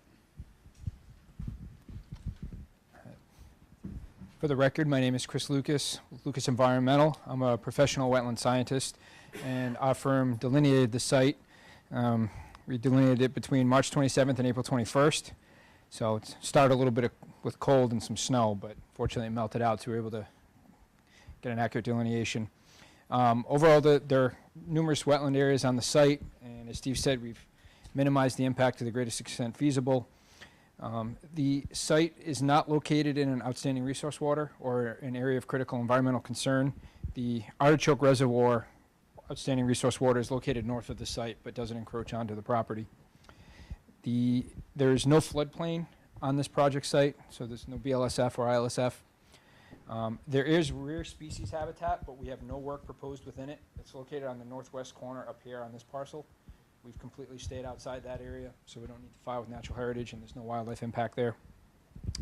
The resource areas on site that we've identified are bank, bordering vegetated wetland, land under water bodies and waterways, and riverfront area. The bank and riverfront areas were delineated based on the mean annual high water line. There's a large perennial stream on the back of the site flowing under Route 95. It currently has a beaver impoundment, so the area is flooded, which is why we flagged the mean high, which is why it's such a wide area, because it is so flooded. There's a wetland associated with this system down here. We flagged as wetland A. Wetland B and C delineate this large system back here. There's an intermittent stream flowing under an existing road, which is approximately 8 feet wide now, and there are 2 twin culverts there allowing passage of the water. There's another intermittent stream along the front of the property, goes under an existing access road. It's culverted, comes through here. There were 2 wetlands delineated associated with that as well. There's actually a wetland south of this access roadway adjacent to it. The plans don't show it, but we can update them. The erosion controls will also be placed along here. We originally didn't delineate this portion because the access was proposed through here, but this just made more sense with the site. We'd be between 2 wetlands either way, and this would involve a little bit more work, so this is a better location. But again, this area was not delineated. There's also a perennial stream actually comes this way. We also didn't delineate that. We've approximated the riverfront area for this. You can see there's about 400 square feet for this little piece right here in manicure lawn area, so it's negligible impact there.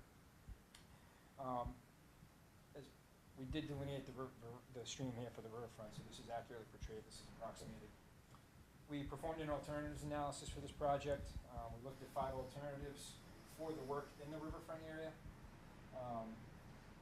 Generally speaking, we have no wetland impacts for this site with the road crossing. This is a limited project across here.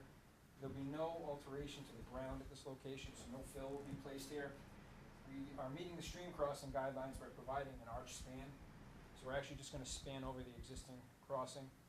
Steve and I took a look at this to see if we could remove the crossing or upgrade it. However, we believe it's going to alter the hydrology and likely drain the upstream wetlands faster than they do today. So we think it'll have a larger detrimental impact on the entire system. So we're proposing to span this. We're going to span right over the existing crossing. And we comply with the guidelines. I can go through it if you'd like, but it's detailed in the NOI. I know it's been a long night. So, We have time. Not tonight, but we have time to go over that. But it was one of the things we talked on the phone. I do want to see some details of that crossing. and we can provide a cross-section. That's something that can be provided. But we do meet the guidelines as outlined. We can provide that detail. As Steve said, there's no work within the 25-foot.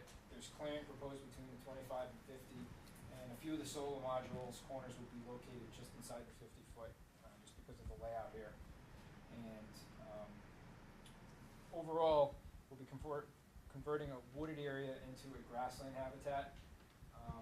A lot of debate about this, but I think the grassland habitat could be a benefit, particularly in the state of Massachusetts. We're losing farmland in these areas, which provide habitat for a variety of birds, mammals, and other organisms. It can bring in kestrels, harriers, short-eared owls, various moles, jumping mice, things along those lines will use this new habitat.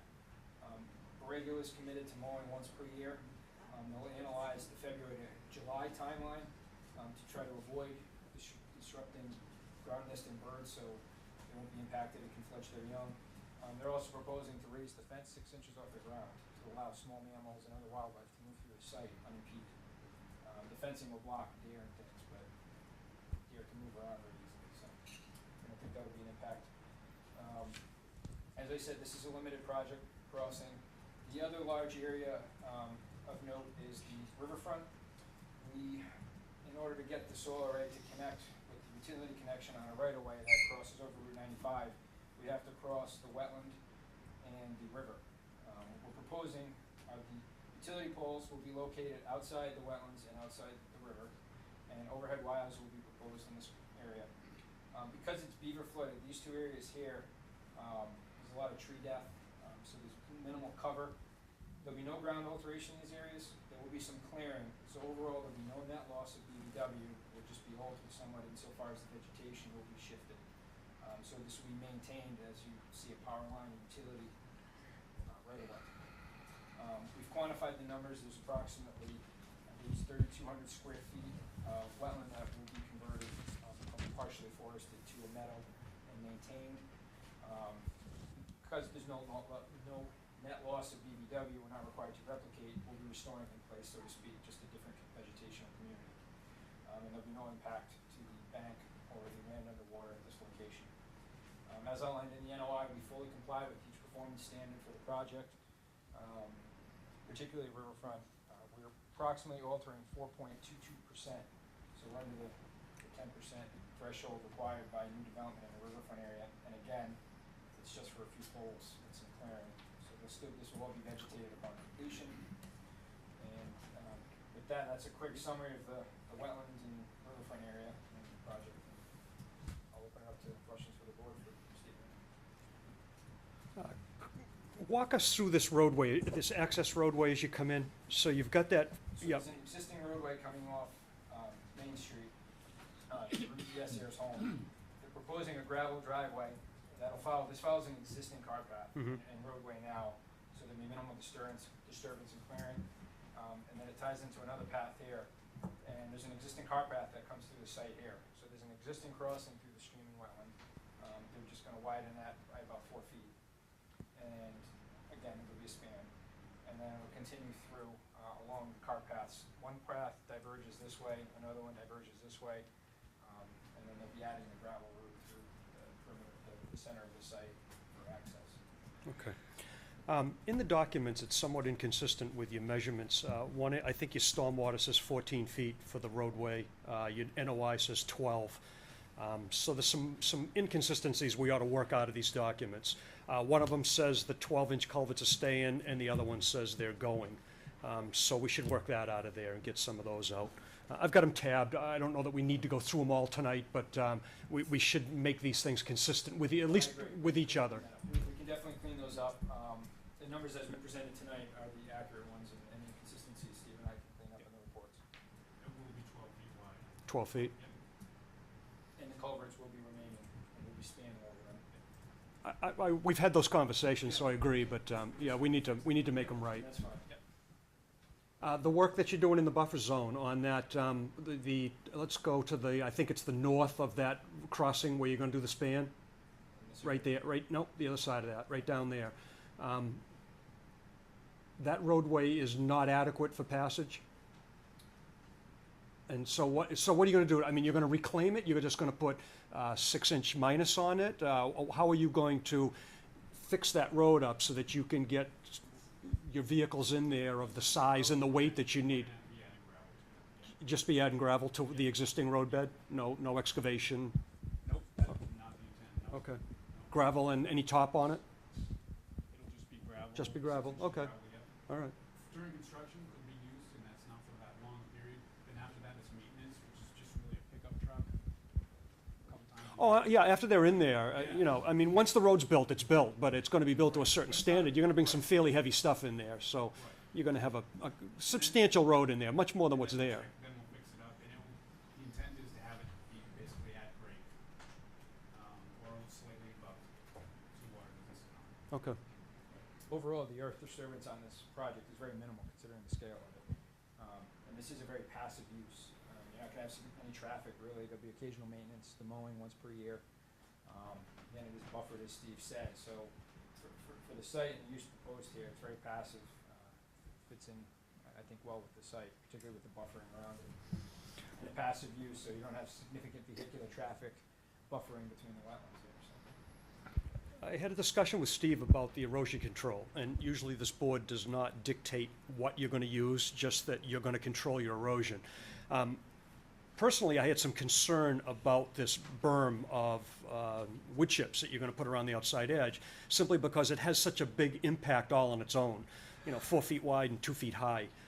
He says you used it on other projects successfully, so I'm not closed-minded to it, but it just seems like a rather large impact, especially given the length of the area you got there, and a big cleanup when you're done, and wondered if you're still intent on using that method. I think after talking to you, I think you'd want it cleaned up, and that'd be a considerable cleanup. I think if we went with something like straw wattles, instead we put those in Lift and them. then take them out after. I think we'd be willing to change that. Okay, change the detail on the erosion. That's sitting there afterwards, you got that. Yeah. Right. And we'll also add erosion controls along this portion. Sure.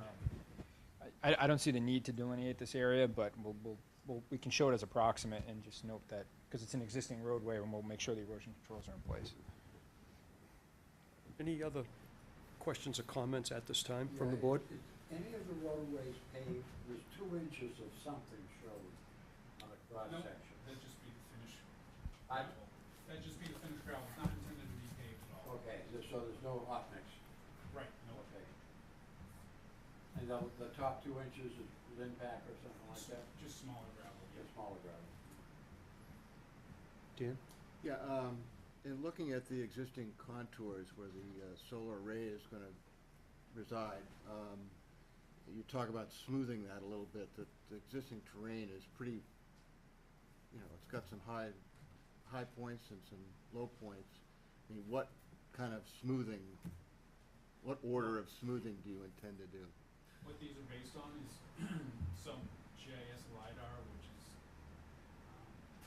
not exact contours, but the intent is, when this gets approved, is to go out there and get exact contour elevations.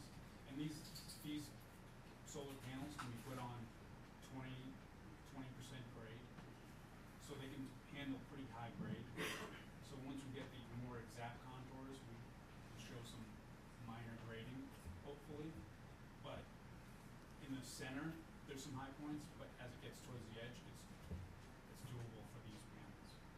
I mean, I noticed the high points were like, what was it, 82 or something like that, and down to 64, so.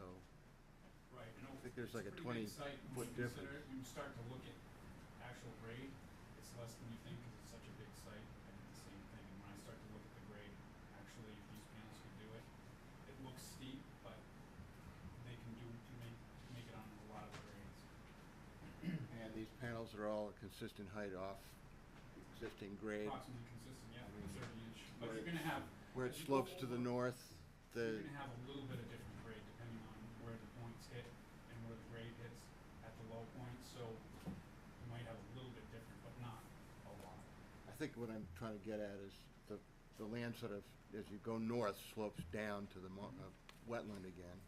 Yeah. They're not gonna be elevated way in Nope. the air or anything, they're just gonna follow the ground. Correct. End up following the contours. Right. Even if there's a little shading due to that perhaps, in the wintertime, or? By the spacing, it should take it into account.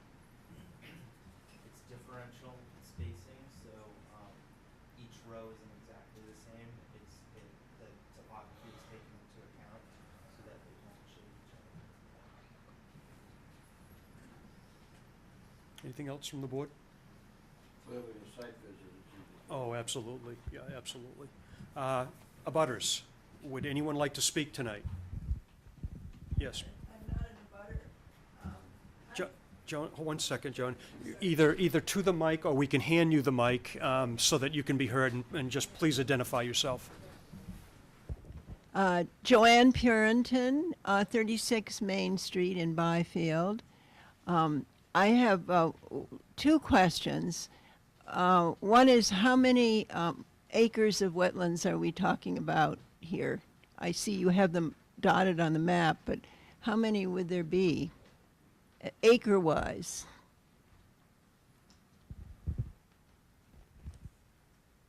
We haven't calculated out the amount of acreage of the wetlands. Overall, the site is about, I believe it's 11 acres we have compassed for the development, and we're outside the wetland areas except for the crossing here and here, and we'll have no impacts there. Are the wetlands the dotted parts in there? The wetlands are outlined in green, so this shading, with what would be the dots are the wetland areas, and the blue down here is the stream, the perennial stream. The different streams and. Blue or perennial streams, right? Well, I don't have any idea what this is. This may not be part of your mission here, but I have no idea what 9,000 modulars look like, or what, and are they only 9,000 solar panels, or what are nodulars? And are they poles? Are they, how big is each module? I'd like to see a picture. Yeah.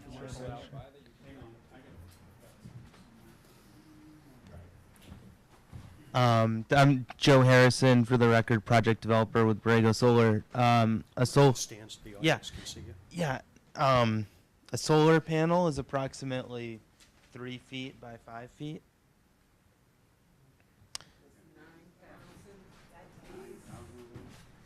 Right. So it's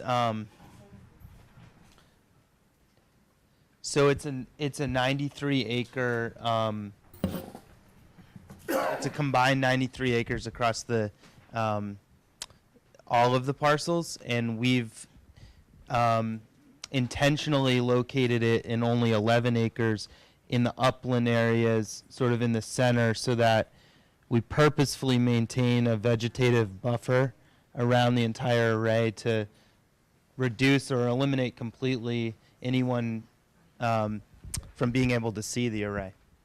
How high are they? Did you say 11 feet or no? Approximately 11 feet to this. Pretty tall. Yep. Sure. I'm Bob Tyler Nelson, 7 Hickory Lane. You talk about a buffer zone where you won't see these. Will you see this from the highway? Because the highway is raised up. So for maybe Main Street or mine won't see it, but if somebody's coming to my house and they come down the highway, they go, 9,000 modules right there. There's a pretty extensive buffer to the highway. Is there? So you won't see it from the highway? It'll be pretty tough to see. I don't think you will. Pretty tough, is it? No. When I was walking the site, I couldn't see the highway. Have you gone on Courtney Drive and viewed it from Courtney Drive still? Well, when I walked the site, inside the site, I could not see any houses. Well, I live on Courtney Drive. My name is Jean McCarthy, and even in the summer, in the dense thick of woods, I can see straight through. In the areas, some areas on my deck, I can see straight through to the property. And I live at number 5. I don't think we can guarantee it won't be seen, but again, compared to what could go in there, residential development or things like that, we do think this is passive. I like the residential. I think that's a wonderful idea. I do understand that there's a whole lot of issues surrounding these panels, and that there are some questions that are really more appropriate for the site plan, the review that the selectmen are going to do, the special permit. So this is really about the impact to the wetlands. So I'll let you ask a few questions and get some stats on what these things look like, but please try and keep your questions down to the impacts to the wetland resource, if you can. Again, I'm at 7 Hickory Lane, and the property right behind me isn't part of these parcels, but there's a stream that goes through there. Mhm. And in the spring, I have water that comes up right to my property and actually wraps around to the other.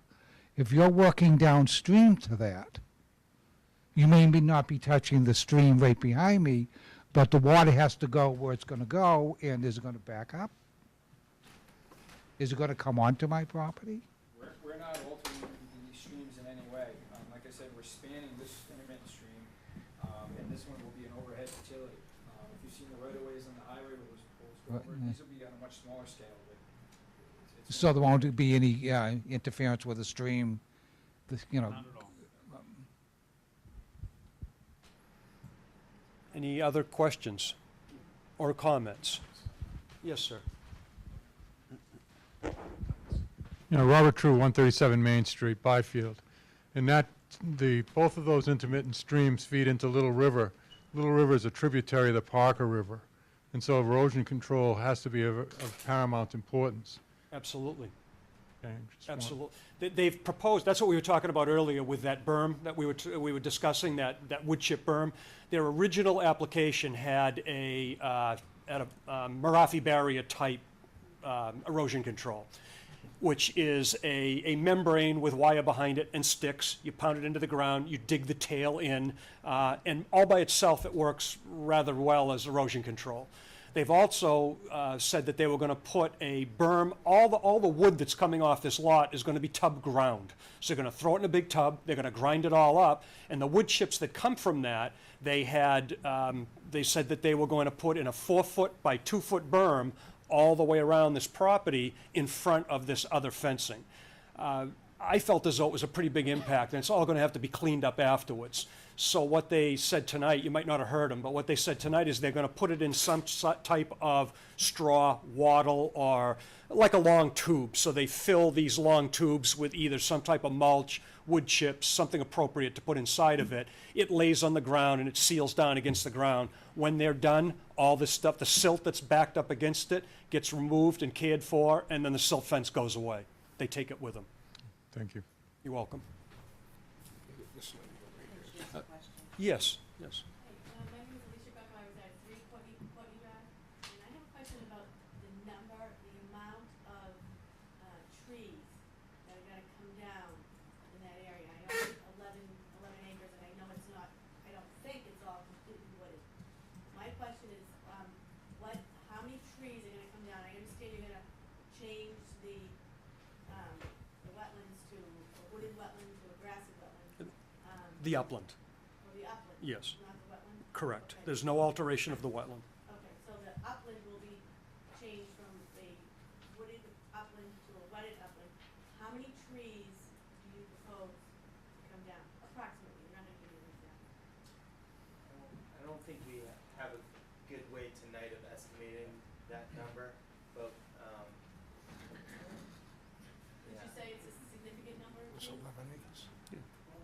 It's gonna be clear cut for 11 acres. It's gonna be clear cut. Okay. Alright, thank you. So if you clear cut. Pretty much the 11 answer. acres of land, okay, if you clear cut 11 acres of land, what type of an impact is that gonna have on the sound when the east wind blows? I hear the highway now with me. I was just wondering when the sound is gonna come off, with the clear cutting of the forest. And then the other question I have is the beaver dam.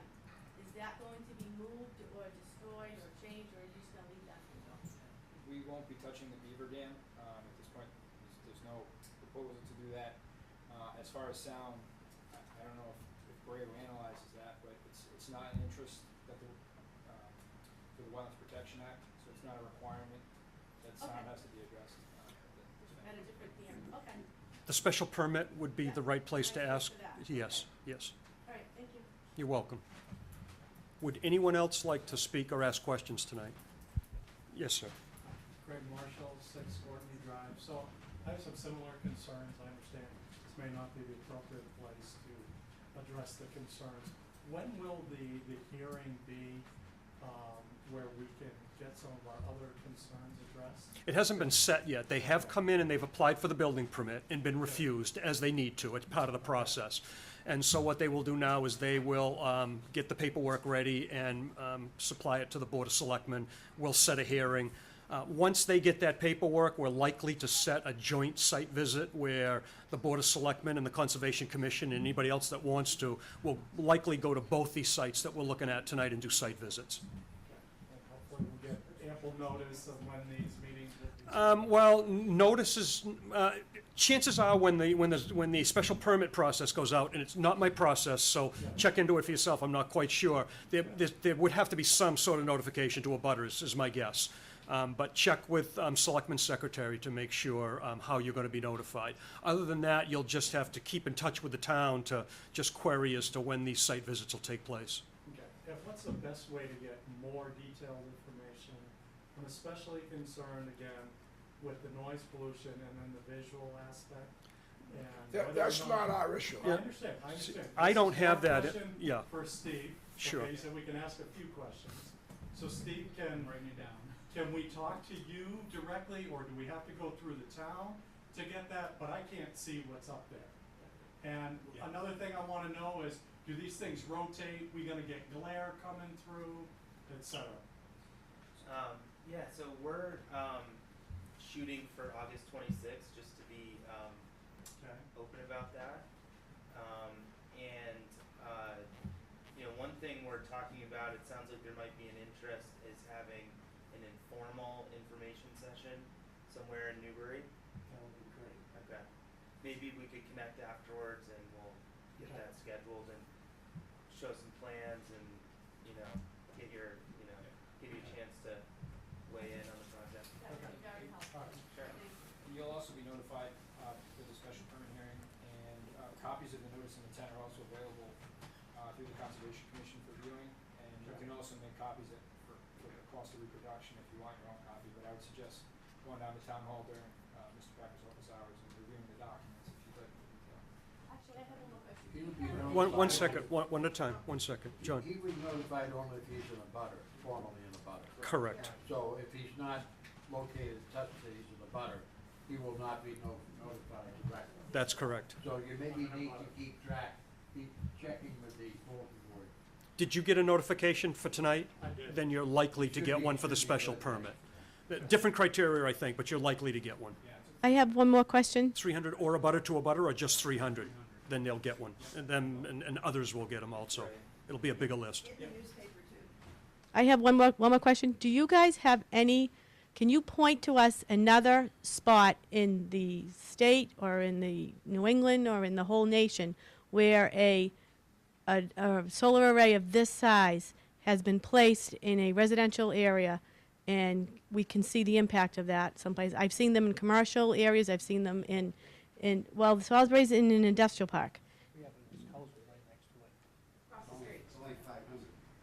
No, it's big. It's bigger than this one. So can you just, I can touch base with you later on. I'm just interested in that. Thank you. Do you know of any? Yeah, we've done, so we've installed 90 megawatts. This is 2.7. So we've installed 90 megawatts in Massachusetts as a company, and several are in similar types of residential areas. And so you can provide those locations for us? Yeah. Less panels? So this is the biggest project in the residential area that you're No, doing? the largest project you can feasibly do is 6 megawatts, but and we have several of those. The state's really kind of reducing how large of a system you can do, so we've sort of recalibrated, and so we have several systems larger than this, but In residential areas? yep. Can you just give us the names of those places? As part of the informational session, perhaps you could have that. Yeah, definitely. Would anyone else like to? Yes. John Peichel, and we have the other proposed solar field on Scotland Road. I noticed that when you were discussing uplands, you also discussed BBW. So is it uplands or is it BBW? There's both on the site. The solar array is located in an upland island, so to speak, in the middle of the site. There's wetland here, where there's an existing road, and then there's a wetland system here, and there's wetlands bordering on this perennial stream. And so none of the array is in BBW? None of the array is in BBW. Donna, what they've done here also is they've honored our request to leave an undisturbed 25 feet. So you've got your wetland line, undisturbed 25 feet. 50-foot no structure, and they've got a couple of points of their array into the 50-foot, but they, for the most part, they've pretty much honored that. So for the most part, the array itself is 50 feet back from the BVW. Is it 200 feet from the river? Yes. The whole array is, but some of their work is within the riverfront area. You're welcome. Yes, sir. I'm the only one that doesn't know what BVW. I'm sorry, BVW is bordering vegetated wetland. And that is a resource area identified in the Act and is protected by law. You're welcome. Any other comments or questions? Yes, Marlene? Oh, there's a mic floating around here somewhere also. I think that's still here.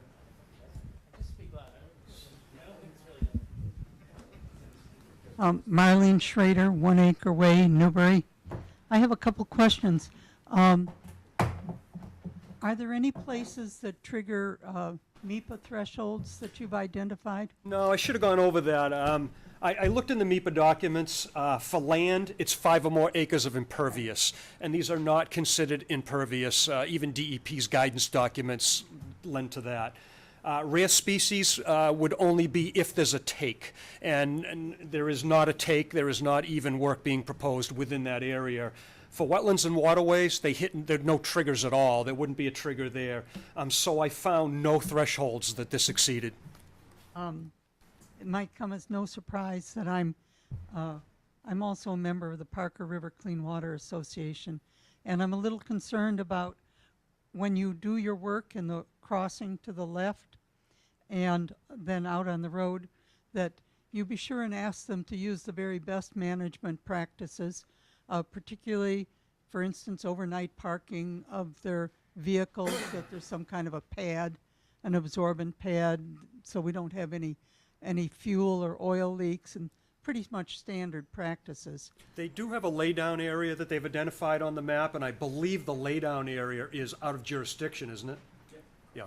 So it's. Good. And I'm curious about the spacing between your rows of how much space you have between your rows of your arrays. Do you have any idea? I think it's about 15 or 16 feet. Mm-hmm. Okay. 16 feet, you said? 15, 16 feet. Approximately. I think that changes depending on the final design, but it's approximately Between rows. between rows, yep. And my last point is, would it be possible when you do the site walk that someone from Parker River could be, I just would like to know how and watch and see how that's going to be constructed at that crossing on the left. That's a particular concern to Parker River. And then the last is just, if you manage to get a short-eared owl out there, you will probably have every birder in the world, since they only nest on Nantucket now. You won't. Thank you, Marlene. Would anyone else like to speak? Yeah. What is the actual square footage of panels you're going to be providing?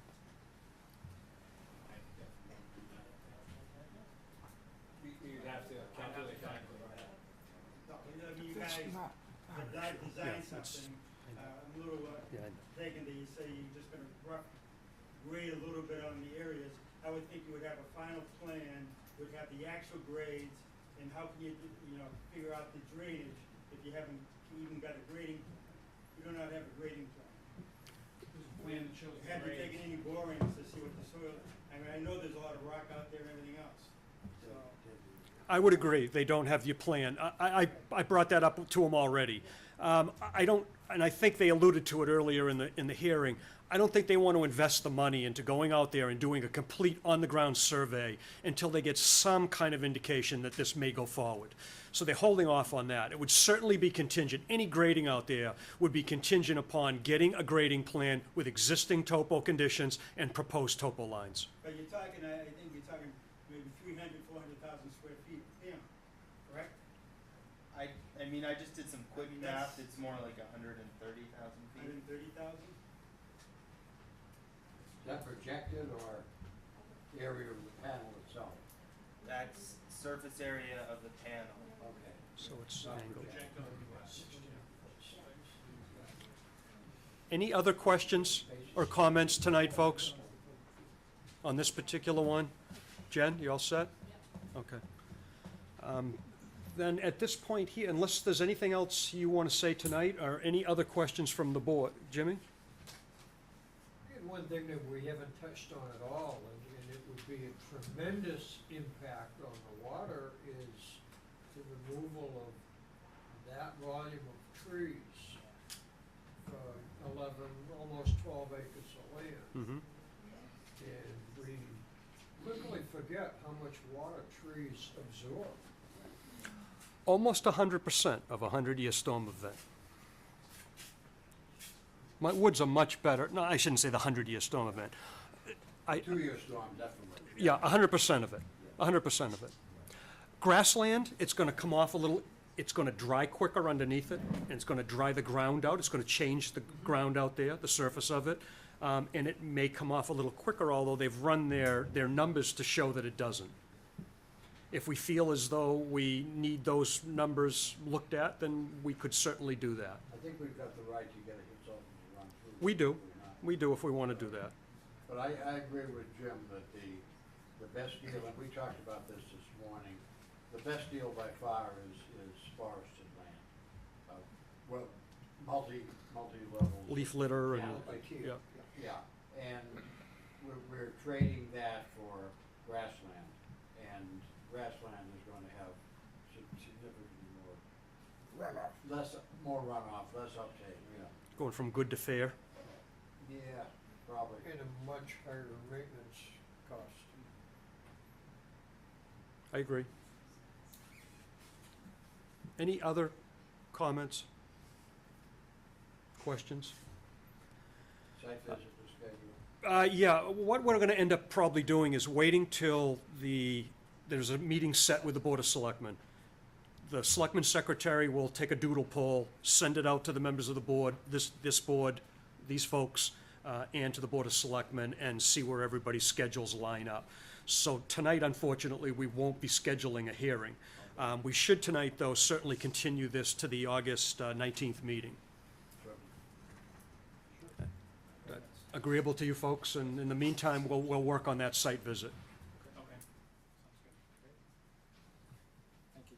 You're welcome, thank you.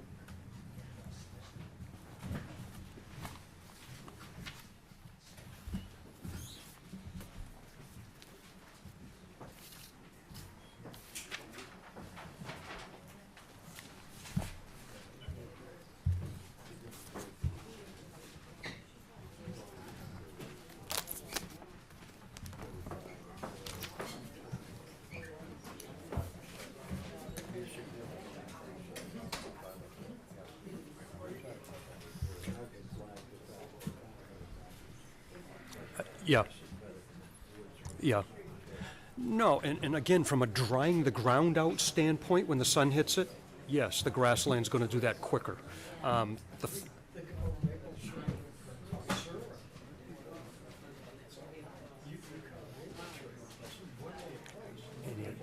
Pours out, absolutely, Jim, absolutely. All right, folks, excuse me, we have one more hearing we need to get through tonight, so we have a notice of intent to install a solar array system from the N.A. Nichols Realty Trust at 4 Middle Road. You're up again, guys. Okay. The next site is going to be on the N.A. Nichols property, which is at 4 Middle Road. Middle Road is here. Also bounded by Route 1. We have Highfield Road over here. And then we have a utility easement which bisects the parcel. It's actually two parcels. Used to be one. The utility easement bisects that. The total area of the parcel is approximately 87 acres with the whole parcel. As we can see here, the wetlands are outlined in green. This is the wetland here. This is the upland. Over here, this is wetland surrounding this area. We also have the little river over here. And that's an overall of the site.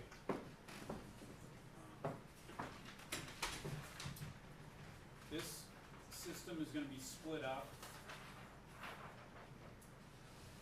to put the solar array on the upland areas, once again, avoiding the wetlands and staying out of the 25-foot no cut. And those arrays are gonna exist. Array number 1 will be here, which is adjacent to Route 1. It will be accessed off Route 1. And you'll have an area here and an area here. This access road crosses. There's actually no connection here, so there's wetlands on both sides, and we're going through the middle with a 12-foot wide road. Array 2 will be here, and it will be accessed off Middle Road. There's an existing driveway going up an existing access to the back portion of the property here. Twin access point here for this array. This array here, the third array, will be accessed off Highfield Road and then accessed through the easement to a 14-foot wide gravel road here.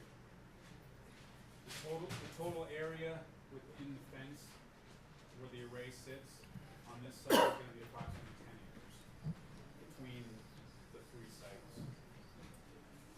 This will be approximately 7,600 modules. It's slightly smaller and will produce 2.4 megawatts. There'll be 3 inverters for this project. They'll connect here. This will come over here to a point here. They'll make an interconnection to the existing lines in the utility right of way. We will have to cross the wetlands here. We propose to directionally bore underneath the wetlands here to an area here on the uplands and make our connection with utility poles here to this into the easement. These panels are going to be similar to the previous one, where they'll be 11 feet at the highest point, 30 inches at the lowest.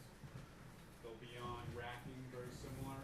They're going to be connected, the racks will be in the ground via large screws, will be mounted to the ground surface.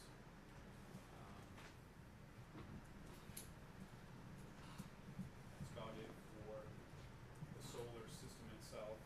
And Chris Lucas, once again, will explain the wetlands on the site.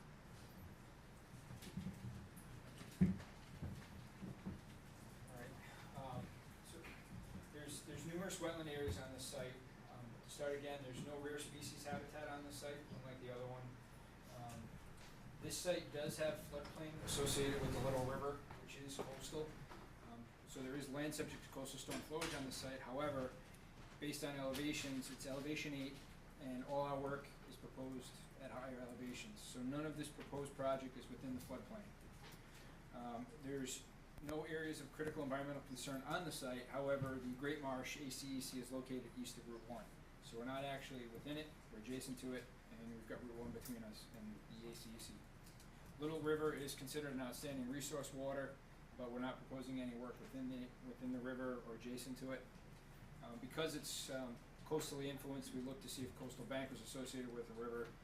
Based on Borrego's calculations, the slope is less than or approximately 2% between the limit of the river and the limit of the floodplain. So per the definition of Mass DEP policy, it would not be classified as coastal bank. We flagged several areas of BVW or bordering vegetated wetland. LE2 is a small little wetland system just off Middle Road associated with this array. We have a large system we delineate as LE1 and LE2, LE3, which is LE3 is the back portion of the wetland adjacent to the right-of-way, and this large green line here is LE1, which is the other side of the wetland line. So we have a large wetland system through this site that continues off-site. There's also a small finger here, which is a restoration area associated with another project that I'm not that familiar with, but the board may be. And there's also a small pocket here. These 2 areas are not bordering, they're isolated wetlands, there are no connections, so they are 2 large isolated wetlands regulated locally. We also have a large wetland system north and somewhat west of the right-of-way, and it follows around, and this also connects further back with the little river, which continues up along here. This area is currently a field that's being used, so there'll be, I don't believe any trees being taken down except for some small portions in here. So primarily this is proposed in a field. There are some wooded areas along these portions, but again, we're staying outside, honoring that 25-foot no cut. Again, there'll be minimal work within the 50-foot. We have no wetland impacts. We originally looked at doing a crossing here similar to the previous site. However, we had an opportunity here because we don't have to go under the river where we can directionally bore, as Steve said. So we'll go underneath the wetland so there'll be no impact to it. Utility pole will be just outside the 25-foot, so we can honor that. There'll have to be minimal clearing here for the overhead utilities. And again, that'll be in the buffer zone, and it'll be allowed to restore to a grassland or maintained right-of-way to tie into this right-of-way here, the utility connection. Again, we'll be creating grassland habitat where there are some wooded areas, and portions of this site are disturbed from the past, so those areas will be improved upon with the grassland habitat. This field will remain a field in essence when it's done. It might be a different species composition. This area up towards the front, there is riverfront area on the property. We didn't delineate the little river because it's coastal. It would be based on tidal elevations, which would be a significant effort to survey this large area. So it's approximated based on soil data that's here. This area is currently disturbed. There's minimal and sparse vegetation. There's rock and things strewn around. So we'll actually be improving this area when we're done. We are staying outside the 100-foot, so we're respecting the riverfront area standards. Because this is so highly disturbed, we've classified it as a redevelopment of this area, and we meet the performance standards in the Wetlands Protection Act, as noted in the Notice of Intent report. We are working in the outer 100 to 200-foot zone, and in the end, I think it'll be improvement because you're going from a degraded area to actual grassland habitat, so we have an improvement here. We're in compliance with land subject to coastal storm flowage as there are no performance standards, and we're outside the resource area. Again, BVW, there'll be no impacts in this project, and we comply with the riverfront area. And to that, I'll leave it to the board if you have any questions. Just to note, there are additional wetlands that we flagged further up in this area, but they're not in the work zone, so they're not shown. The only couple things, Chris. In 2 hours and 15 minutes, that elevation 8 is going to go to elevation 10. And we don't have an approved project yet, so elevation 10 is going to apply to your project. The new map was approved at Springtown meeting, and it takes effect July 16th. So tomorrow is the new map going from 8 to 10. What they did is they caught storm surge in tidal influenced areas, so it comes all the way up this little river area. We can take a look and see if that'll impact the project. Off the top of my head, I'm not sure if we're in that elevation. You said it goes into effect July? 2 hours and 15 minutes, yeah. Mass DEP has informed me to put anything in writing, but we've dealt with this in the past. At the filing date is what they've directed commissions to use. So whatever FEMA guidelines are in place at the time of the filing are what they require, but we will look into it. And see. Look into it, please, because my understanding is permit in hand grandfathers you from these things. That's it, permit in hand. So, but we can talk about it, certainly, certainly. ACEC, it does come up that side of the river, I believe, and I got that information off your map that you provided me. I think Actually, that was the outstanding resource water. But it's ACEC also, and isn't that dark purple ACEC that goes up under here? That's outstanding resource water associated with an ACEC. The ACEC boundary is this hatching. All right, and that Directly was, from SGIS. yeah, that was 3 meter though, right? Now, there was a problem with this when they came up into this area and delineated this. Somebody at CZM took a marker and tried to mark the 10-foot contour. I don't know if they've repaired that yet. It's my understanding that the ACEC does come up here to the corporate limits. It's tidally influenced. It would be the 3 meter mark, but Newburyport does not participate in the ACEC program, so it would be right at the corporate limit. Okay. So I'm look, assuming if it doesn't, it would follow the, so it would be 3 meter. All right, we can look into that. yeah, look into that, please. And the other thing, I have a comment on both projects, actually. I forgot on the last one. Fire department review of the plans. They should take a look and make sure that they have adequate access and that they're comfortable with the plans. And certainly, I would think that the Board of Selectmen, when they have their special permit, would want to know that. Detail on the crossing. Those are the other ones. That's about what I had, until we go out on a site visit and take a look and see what arises at the site visit. Anything else from the board on this particular project? Are there any abutters here, or would anyone like to speak on this project? No? Okay, we're getting pretty close to last call. Still no? All right. Anything else that you'd like to say? I guess we'll I think we covered it. continue this to the August 19th meeting and a potential site visit. All right. Thank you very much, guys. Not a problem. Thank you. Take care.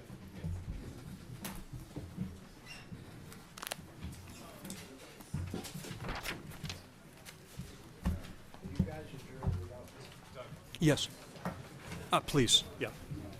Thank you.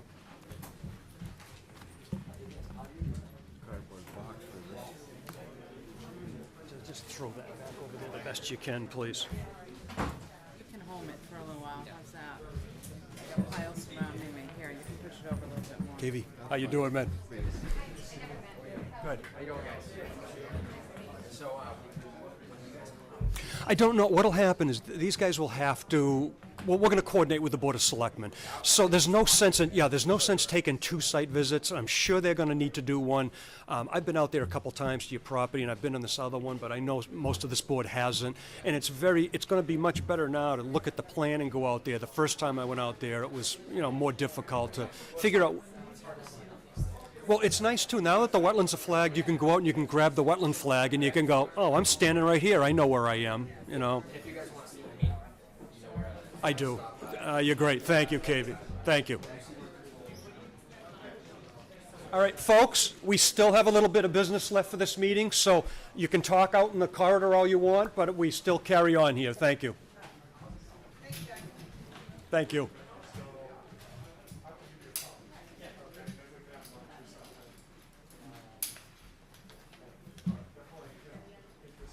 We have a request for a certificate of compliance for DEP file number 50-1110 from Collins at 88 Green Street. That's a septic system that was done right on the corner of Boston Road and Green Street. It was done in substantial compliance, and it's my recommendation to the board that we grant the certificate. Move to approve. All those in favor? Aye. Aye.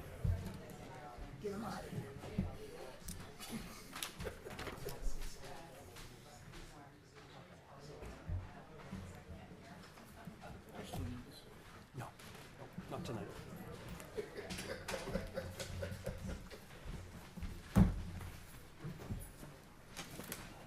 Who approved that? Do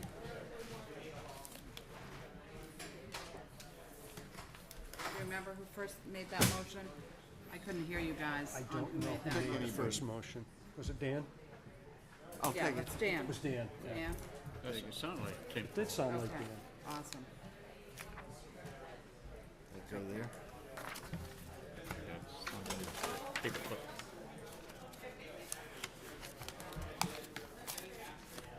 Wow. Am I gonna have to be a, And shut the door? yeah.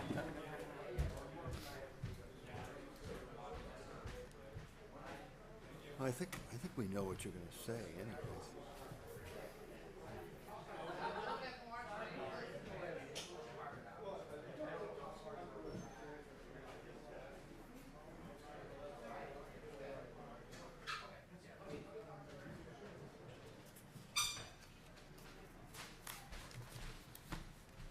Thank you. That's better. We have a request for a certificate of compliance for DEP file number 50-387 from Chulian at 347th Street. That is a project that was approved and never implemented. So I find it as an invalid order. Work never commenced, and it would be my recommendation to issue the certificate of compliance. So moved. All those in favor? Aye. You can just, that,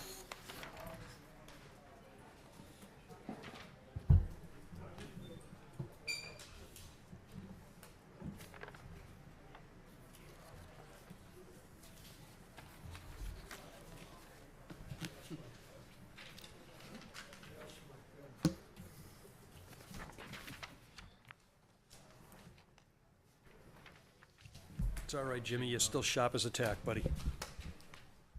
Okay, the good news is John left, so we don't have to talk about the stormwater regulations. Get this wrapped up? Yeah. By the time he comes out of there, we'll be. A little bit more, Jim. I got one other that, I'm sorry, there's one other that wasn't on your agenda here. We had a last minute from Patty Schuler at 6 Independence Way. That's that house that was up on the hill on the right. They did an absolutely beautiful job with it up there. Well vegetated. They did a great job. And it would be my recommendation that we grant the certificate of compliance. So moved. Second. All those in favor? Aye.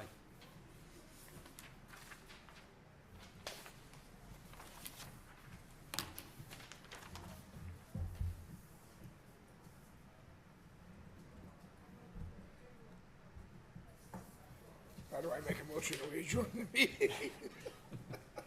Immediately. Yeah.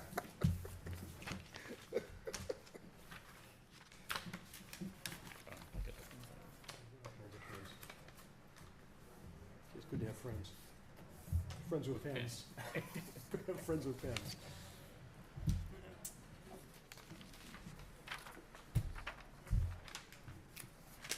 Motion to adjourn? Second. All those in favor? Aye. Aye. Thank you very much, guys. Take care.